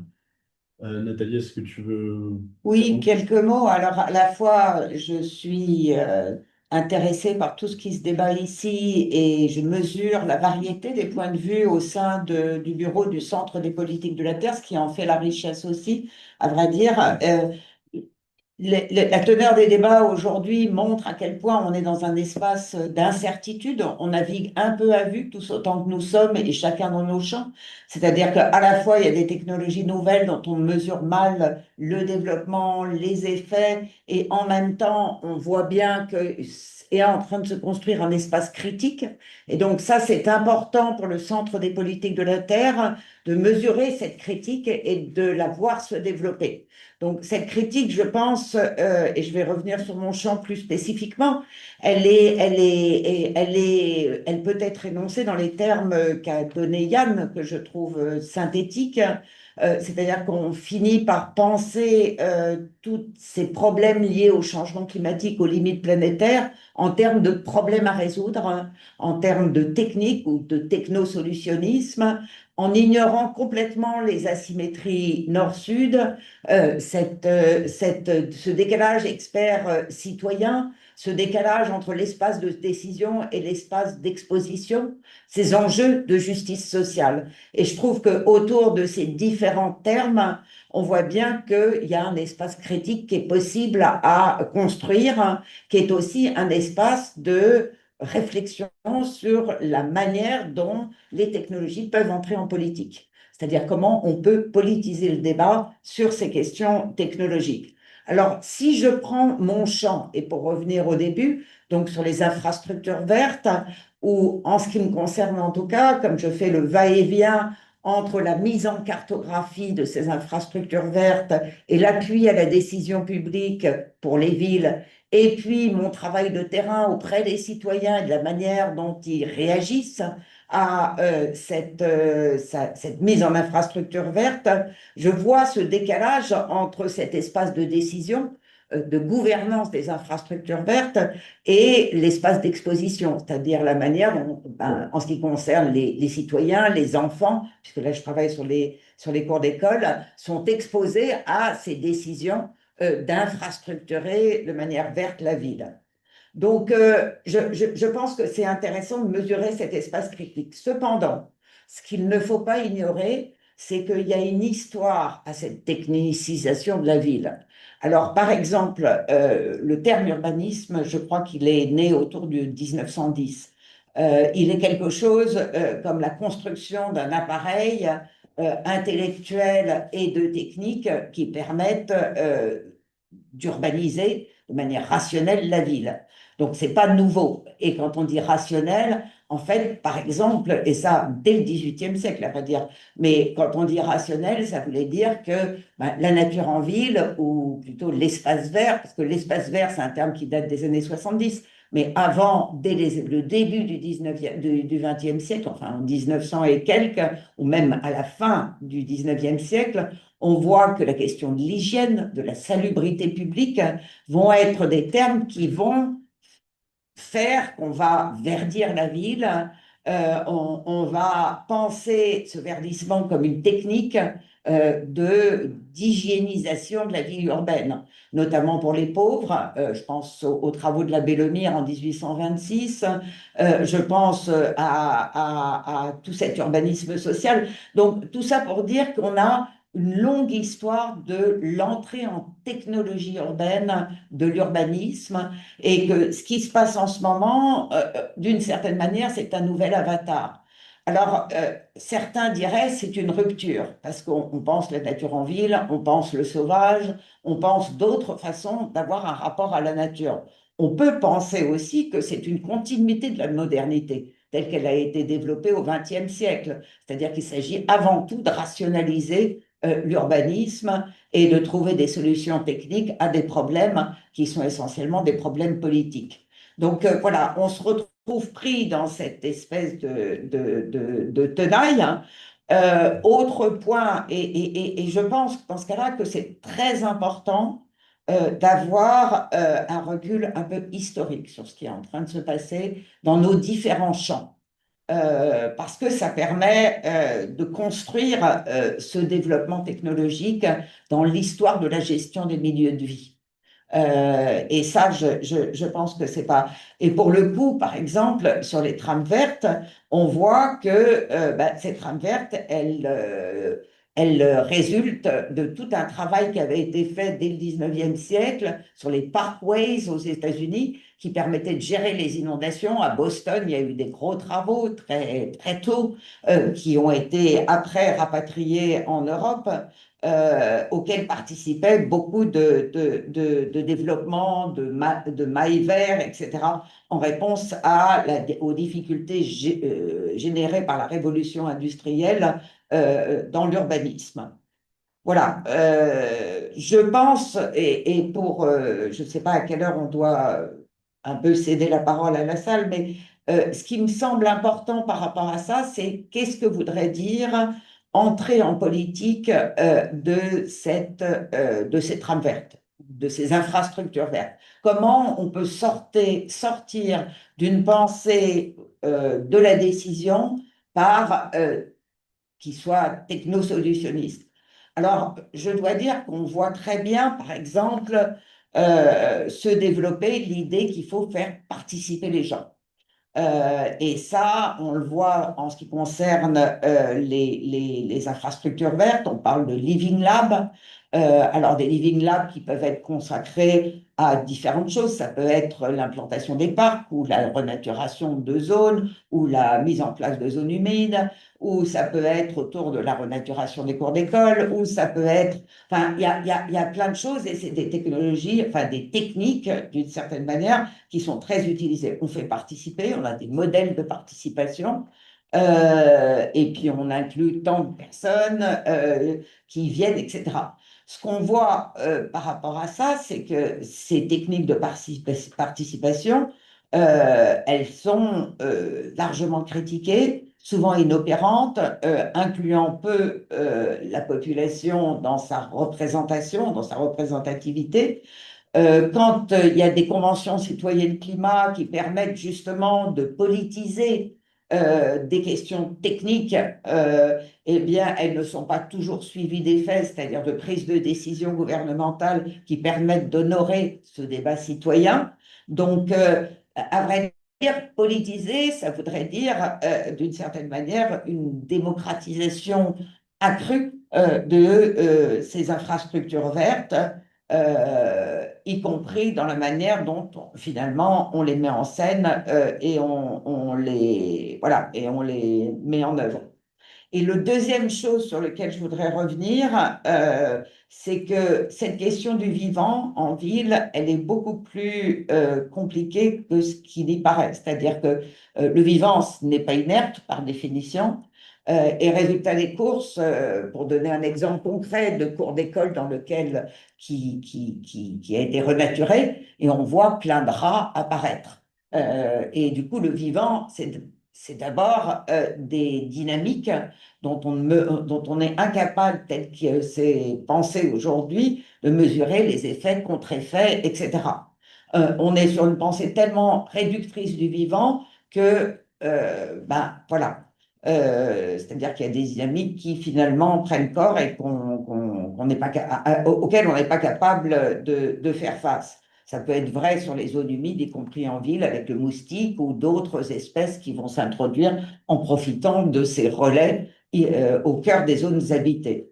Alors, si je reviens sur ça, c'est pour dire que oui, on ne mesure pas l'effet des technologies qui sont en cours et on ne les mesure pas non plus en termes des écosystèmes. C'est-à-dire que quelle est la dynamique écosystémique? C'est pas simplement une question de participation sociale, une question de justice sociale ou une question d'expertise versus citoyen. C'est une incapacité, vu la complexité des systèmes, de mesurer véritablement ce que ça va avoir comme impact sur les écosystèmes.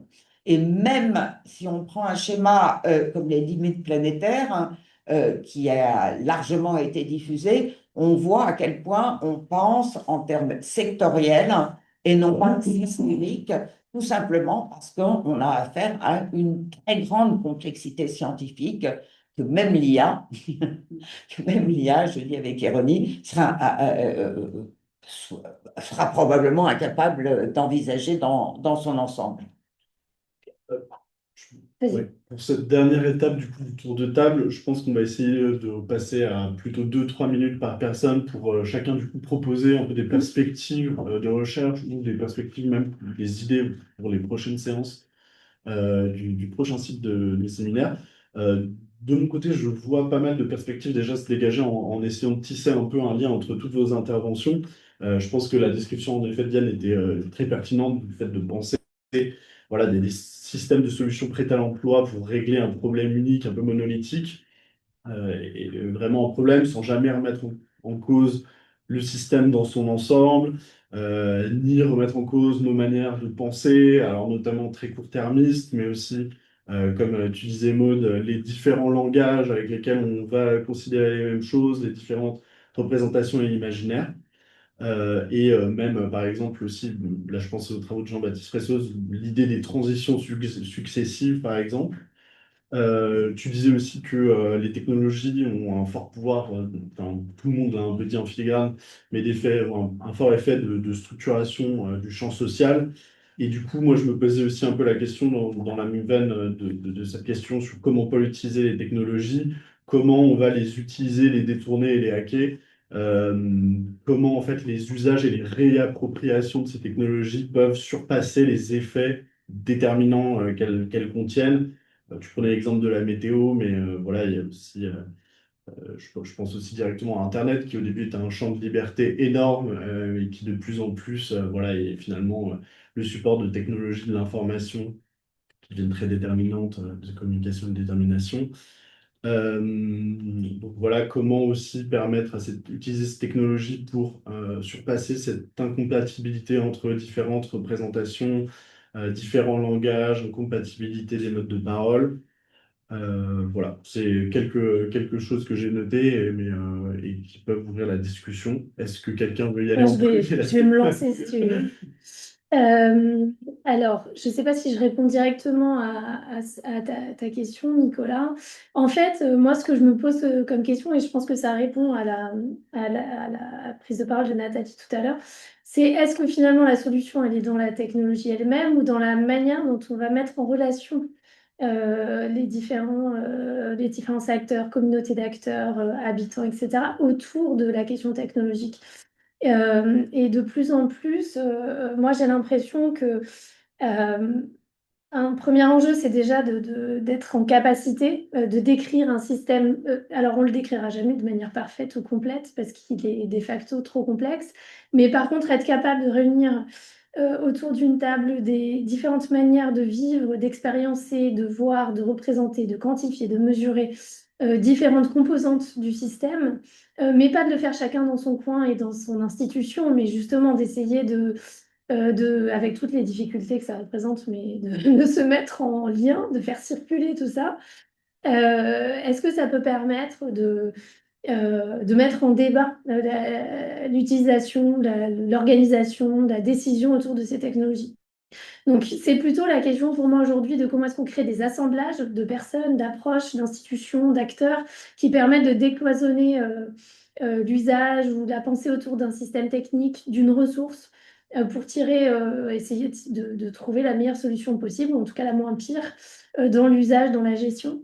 Si on prend par exemple l'exemple des travaux qu'on essaye de mener sur la gestion de la ressource en eau, là on est en train de créer un projet sur les lentilles d'eau douce. Donc c'est des réservoirs d'eau douce sur des îles qui se forment dans des contextes où on a des îles où il n'y a pas de réseau hydrographique, donc pas de rivière, donc des eaux souterraines.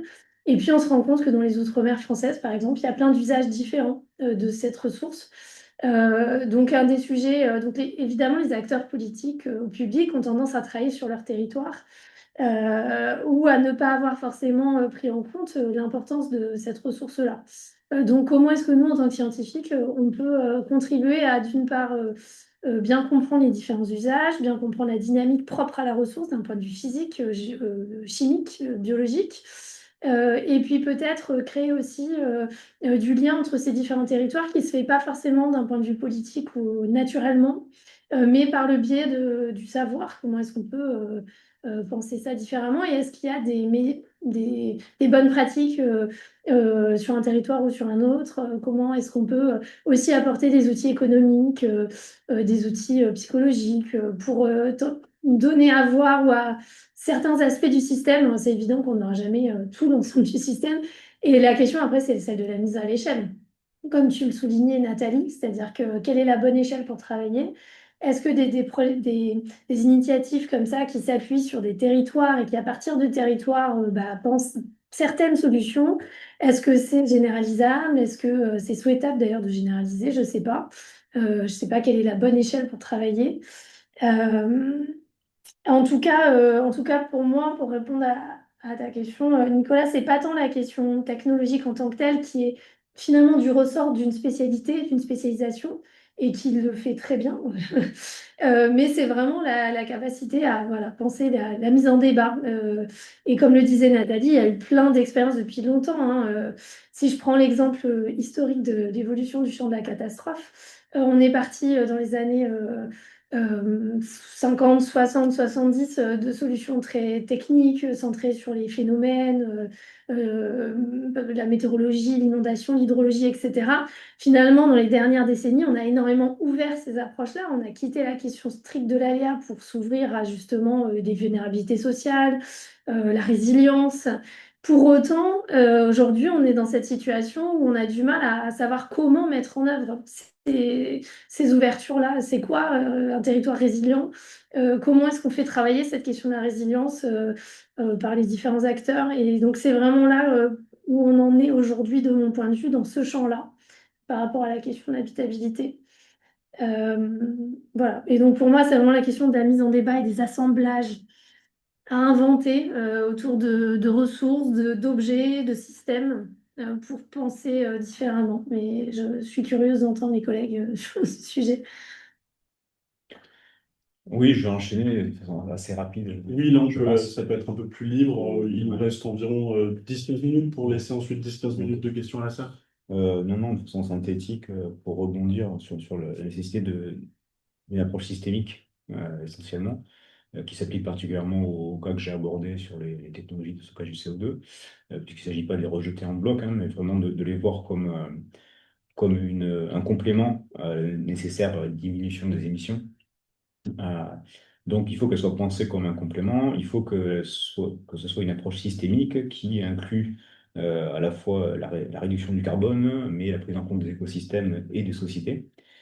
Euh, je pense que si on parle de technologie d'habitabilité, alors il faut que l'évaluation ne se limite pas seulement à la capacité à réduire le carbone, mais se demander est-ce que cette technologie va contribuer à préserver des milieux vivables?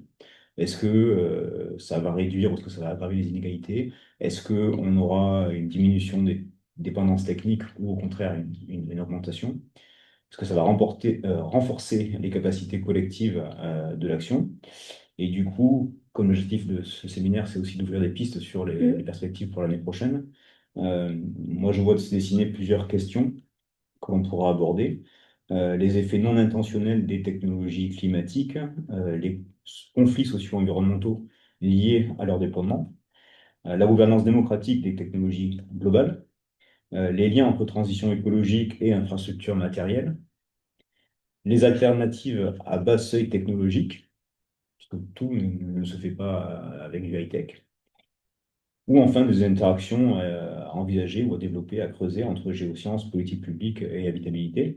Et donc, juste pour synthétiser une idée globale qui me semble importante, c'est que la question n'est pas seulement de savoir quelle technologie on est capable de développer, mais dans quel projet de société on veut les intégrer.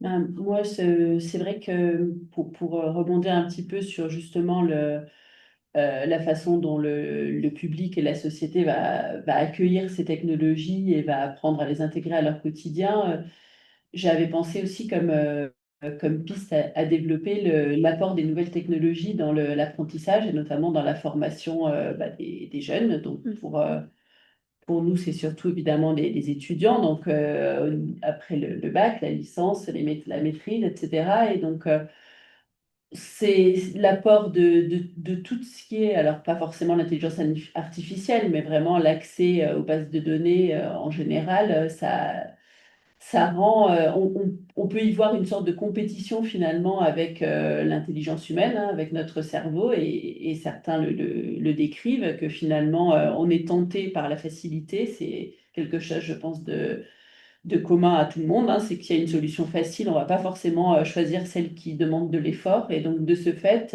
la capacité, c'est comme pour tous nos sens, si on nos capacités d'analyse ou par exemple de résumé, si on les exerce pas, elles se perdent. Pareil pour les capacités de création. Et donc c'est vraiment quelque chose qui interroge beaucoup. Il y a beaucoup de journées liées à la fois à l'intelligence artificielle, à la pédagogie. Alors on essaye de faire ressortir aussi les qualités, hein, en tant qu'outil, de pouvoir interroger ce que l'étudiant a retenu, de pouvoir le forcer aussi à interroger intelligemment l'intelligence artificielle, c'est-à-dire à générer les prompts qui permettent justement d'avoir des résultats. Néanmoins, pour beaucoup, et je ne sais pas pour leur jeter la pierre, hein, mais pour beaucoup, ils voient ça comme une solution de facilité, quelque chose qui va travailler à leur place. Et donc, c'est vraiment une piste, je pense, qui nécessite une adaptation, parce qu'en tant que professeur, on n'a pas été non plus formé à réagir à ça. On n'a pas, on est un peu démunis, hein, pour ne pas dire déprimé pour certains, parce que tout le travail à la maison ou le travail personnel perd du sens pour les étudiants. La seule chose qui nous reste, entre guillemets, c'est la feuille de papier sur la table pour pouvoir vraiment interroger ce qui va sortir de leur propre cerveau, mais finalement, en durée pour une année entière d'apprentissage universitaire, c'est très peu finalement, hein. Cette partie-là est très brève. Donc voilà, c'est une piste que je pense assez intéressante de voir comment cette technologie s'intègre à l'apprentissage et à la formation. Après, on pourra développer aussi plus les approches que j'ai un peu évoquées tout à l'heure, l'opportunité que ça représente pour faire pour des pays en voie de développement, pour des régions aussi en France, où on le sait qu'il y a des régions qui manquent de soignants, qui manquent d'accès aux analyses, à la médecine, et donc ça, c'est aussi un grand champ d'opportunités qu'il faut, je pense, auquel il ne faut pas fermer la porte non plus, mais on pourrait discuter ça avec notamment voilà, le fait qu'on puisse faire analyser des choses qui nous dépassent aussi, qu'on ne pourrait pas analyser. Je parlais par exemple, les visages. On sait tous que certaines maladies génétiques, comme par exemple la trisomie 21, eh bien, les personnes ont un faciès un peu particulier qu'on repère très facilement. Mais il y a beaucoup de maladies ou de syndromes génétiques qui ont peut-être une toute petite variation, je vais dire au hasard, par exemple l'écart entre les deux yeux, qu'on ne perçoit pas nous, mais qui pourraient être analysés à l'échelle de la population pour permettre un dépistage plus précoce, par exemple, grâce à l'IA. Donc il y a vraiment plein de champs d'application qui sont encore pas complètement exploités. Et donc, c'est des choses qu'on pourra développer, évidemment, avec les conséquences que ça a, parce qu'il faut accepter aussi de désengager finalement, notre propre raisonnement à un moment, hein, de déléguer un petit peu les choses vraiment à quelque chose de virtuel.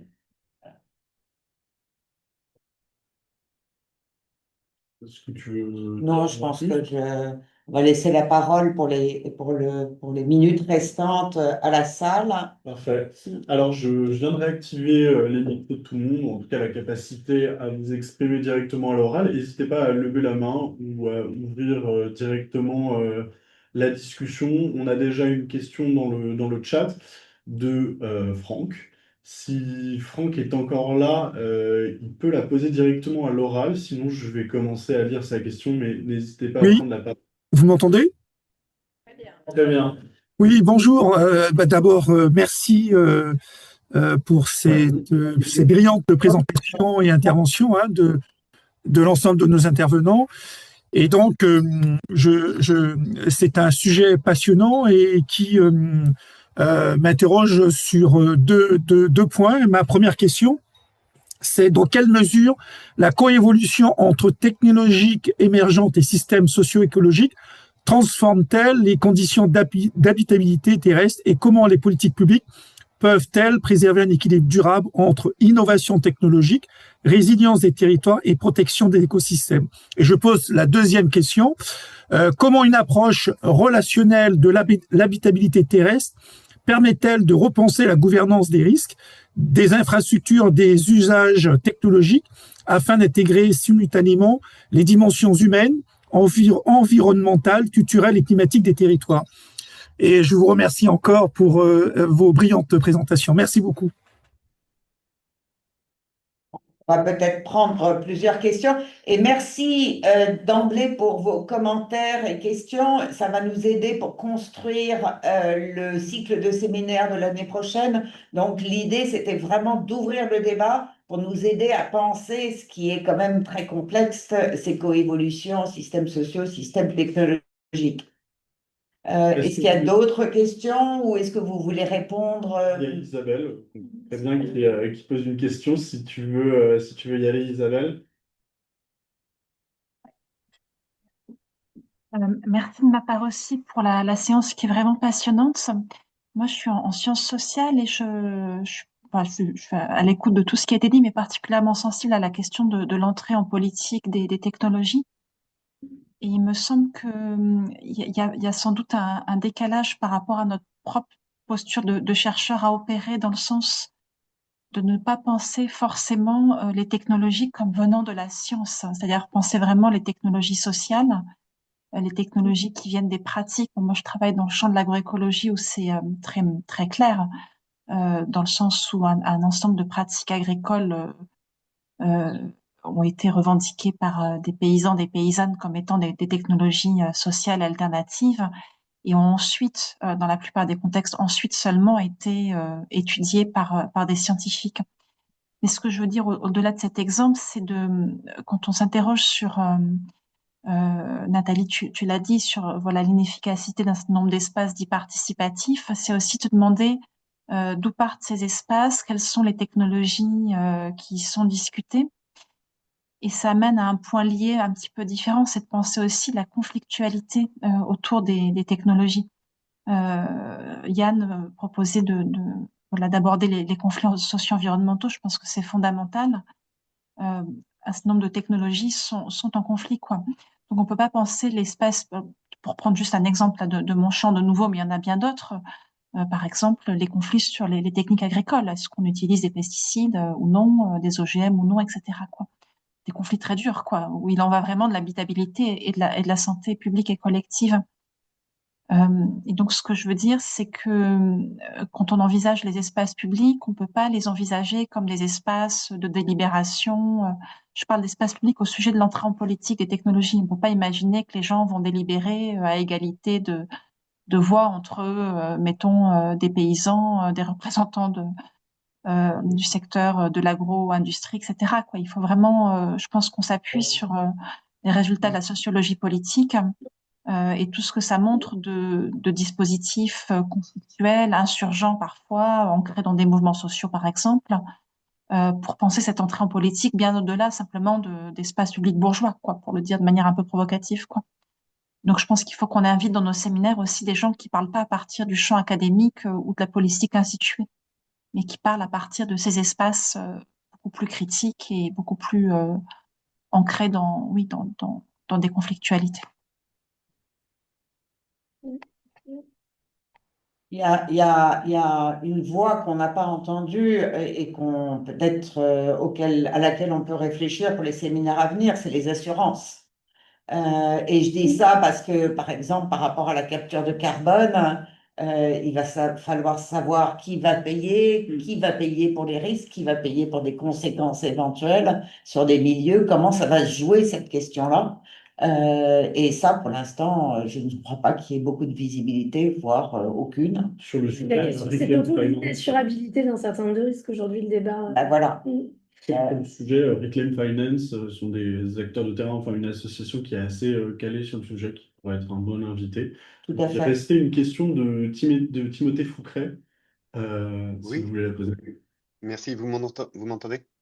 Très bien. Ok. Eh ben merci. Pour une fois, j'ai pu assister au séminaire et j'en suis très heureux. Et ma question, elle est assez simple. En fait, je serais curieux d'avoir vos retours avec des disciplines autant de psychologie, de géographie, etc., sur les solutions fondées sur la nature. C'est un truc qui m'a un peu teinté dans l'oreille en écoutant des propos sur, par exemple, les renaturations de cours d'école, etc. Et en gros, j'ai l'impression que c'est un peu plaquer un discours très vert, enfin, que c'est un peu de la techno verte, quoi.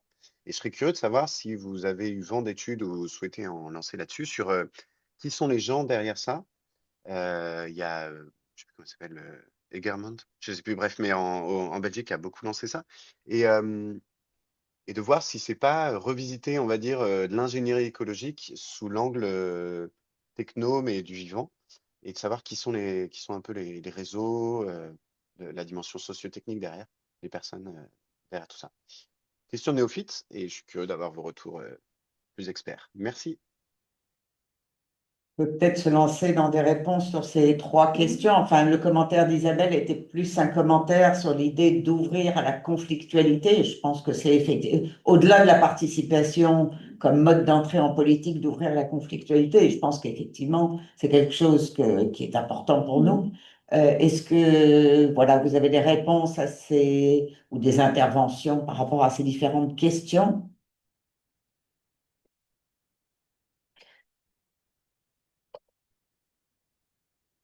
Euh,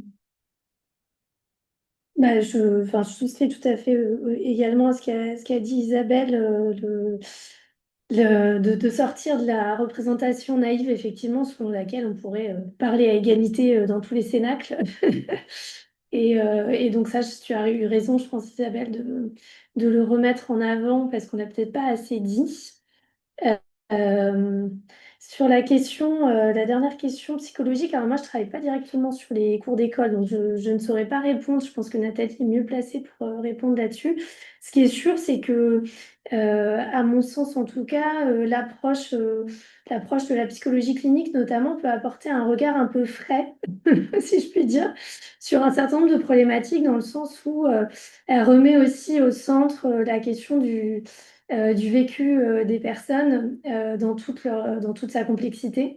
Et ça peut permettre, et n'est pas un discours technique, justement, et assez loin, en vérité, l'approche clinique de la question technique. Et du coup, ça peut être intéressant, justement, de développer cette pluralité d'approches, disons. Mais ma contribution s'arrête là. Je pense que Nathalie, tu auras beaucoup plus à dire sur ces sujets, parce que c'est toi qui travailles dans les cours d'école, notamment.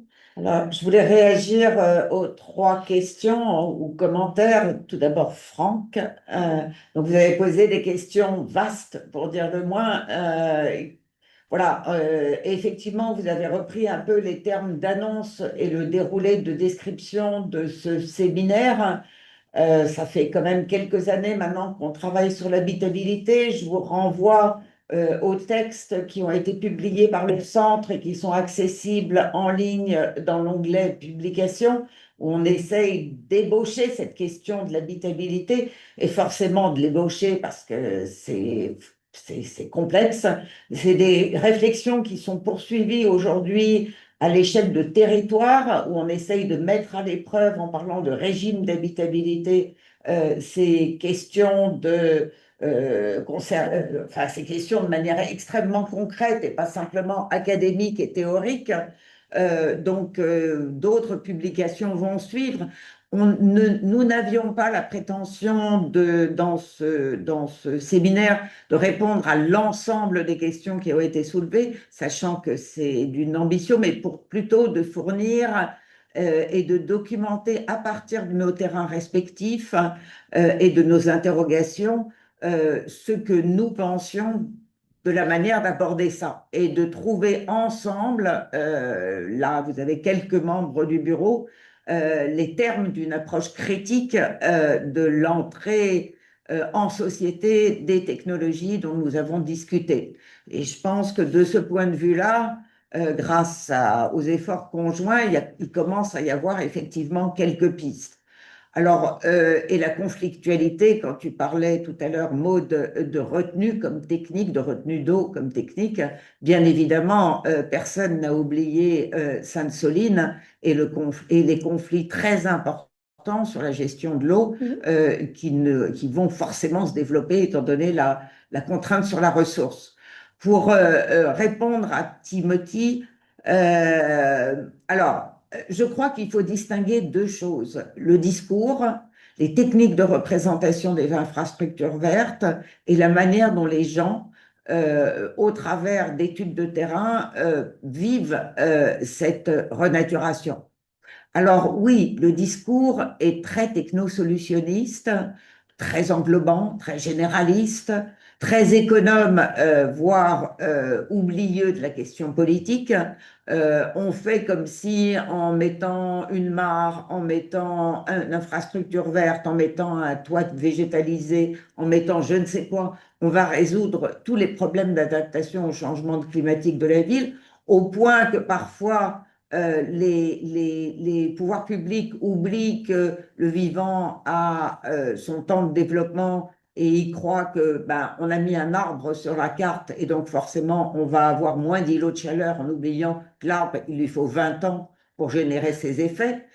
Donc effectivement, de ce point de vue-là, tant les outils de représentation que la manière dont les pouvoirs publics pensent sont souvent assez schématique, on va dire, pour pas dire schématique et oublieux du caractère concret des choses.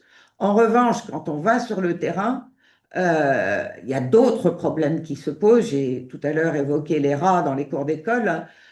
Il faut voir que moi, je travaille en ce moment dans des cours d'école aux caractéristiques sociales très différenciées, donc des cours d'école avec une population très pauvre et de l'autre côté avec une population très riche. Et ce que je vois, c'est que dans les cours d'école où les enfants ont le moins accès à des ressources par ailleurs et des ressources vertes, ça constitue une vraie ressource, tant pédagogique que de joie et d'exploration collective. Ce qui est moins le cas dans des écoles riches, je dirais, où les parents qui ne veulent pas lâcher leurs enfants et qui envisagent Polytechnique dès le cours préparatoire, voient l'accès à la nature et les jeux avec la nature comme une perte de temps eu égard au cursus pédagogique. Donc là, on voit des vraies scissions. Je crois qu'il ne faut pas jeter le bébé avec l'eau du bain. Solution fondée sur la nature, infrastructure verte, oui, c'est une terminologie technologique qui souvent fait oublier la réalité derrière. Il n'empêche que cette réalité a des effets en cascade sociale qui sont intéressants d'observer au plus près pour ne pas être juste critique sans voir ce que ça permet, comme je le disais au début. Peut-être y a-t-il d'autres questions? J'ai vu le chat des interventions.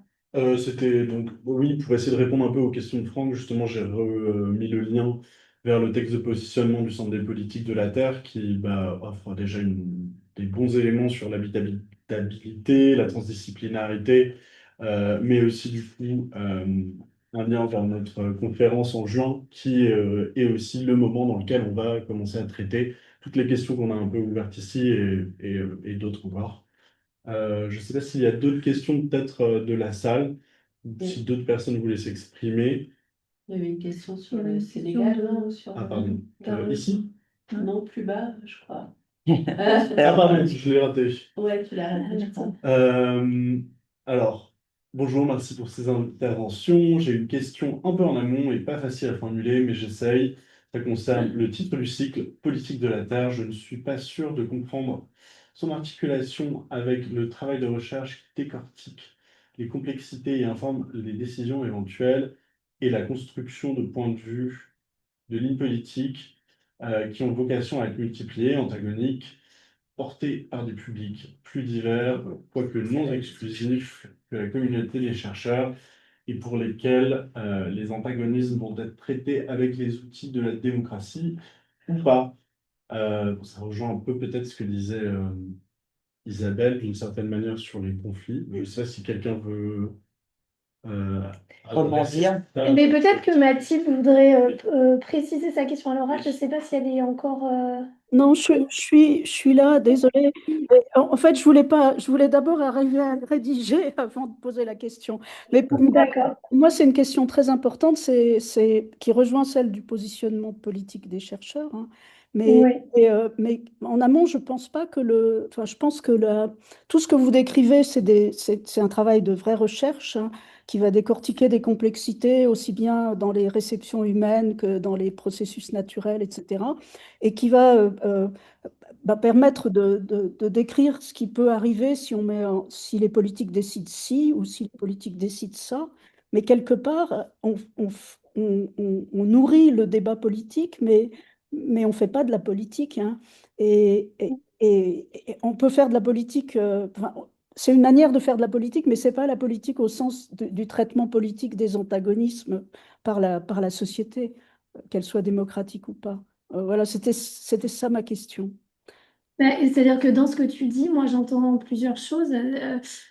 Alors, ma première réaction serait de dire, bah, ça dépend ce qu'on entend par politique, c'est-à-dire que politique dans le sens vie dans la cité, j'ai envie de dire les chercheurs, bon gré mal gré, même s'ils ne le souhaitent pas, finalement, ils font de la politique dans le sens où ils sont dans la cité et ce qu'ils produisent a des effets dans la cité, donc au sens noble du terme politique, si je puis dire.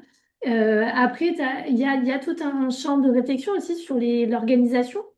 Par exemple, soit les sciences politiques, soit la sociologie qui travaillent sur comment est-ce qu'on organise, comment est-ce qu'on gère, quels sont les processus démocratiques, politiques, gestionnaires, techniques, pour justement encadrer ces technologies ou encadrer ces ressources, gérer ces ressources, etc.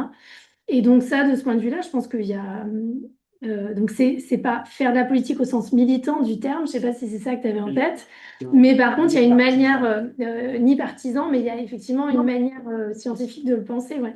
Oui, ben, ça c'est évident qu'on fait tous enfin, tout ce qu'on fait a un effet politique, mais je réagirais sur le terme politique au sens noble. Pour moi, et en particulier actuellement, où il y a des décisions qui sont des vraies décisions politiques, c'est-à-dire on a à choisir, en gros, c'est clair que les logiques du capitalisme financier, elles nous mènent à la folie, au désastre. Or, en tant que chercheur, dans notre travail, c'est pas de dire on va dézinguer le capitalisme financier, d'accord? Mais c'est tout à fait noble que la recherche informe. Et c'est en ce sens-là que je pense que la politique, au sens traitement des antagonismes, c'est ça le côté le plus noble de la politique, hein, quelque part. Parce que c'est vraiment le côté le plus difficile, hein, et comment dire, il f- et on souffre clairement, enfin, on a des tribunes dans les journaux de scientifiques qui disent, mais on vous a dit ça dans les années 80 et il ne se passe rien.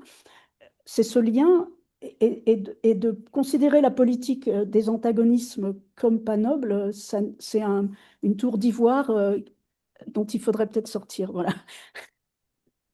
Non, en fait, ce qu'on essaye de faire, je crois, ici et dans le colloque à venir, hein, c'est clairement un positionnement politique vis-à-vis des technologies. Il faut savoir que c'est nous, le Centre des politiques de la Terre, qui avons déclenché l'organisation de ce colloque qui va permettre de réunir des centaines de personnes, de chercheurs, qui sont issus de champs extrêmement variés comme la géo-ingénierie, la bio-ingénierie, l'éco-ingénierie et des chercheurs en sciences sociales extrêmement critiques des technologies. Donc l'idée déjà en créant cet espace de débat, c'est de permettre la discussion pour des chercheurs qui n'ont pas forcément l'habitude de la critique, notamment ceux qui travaillent de manière serrée sur ces technologies de capture du carbone.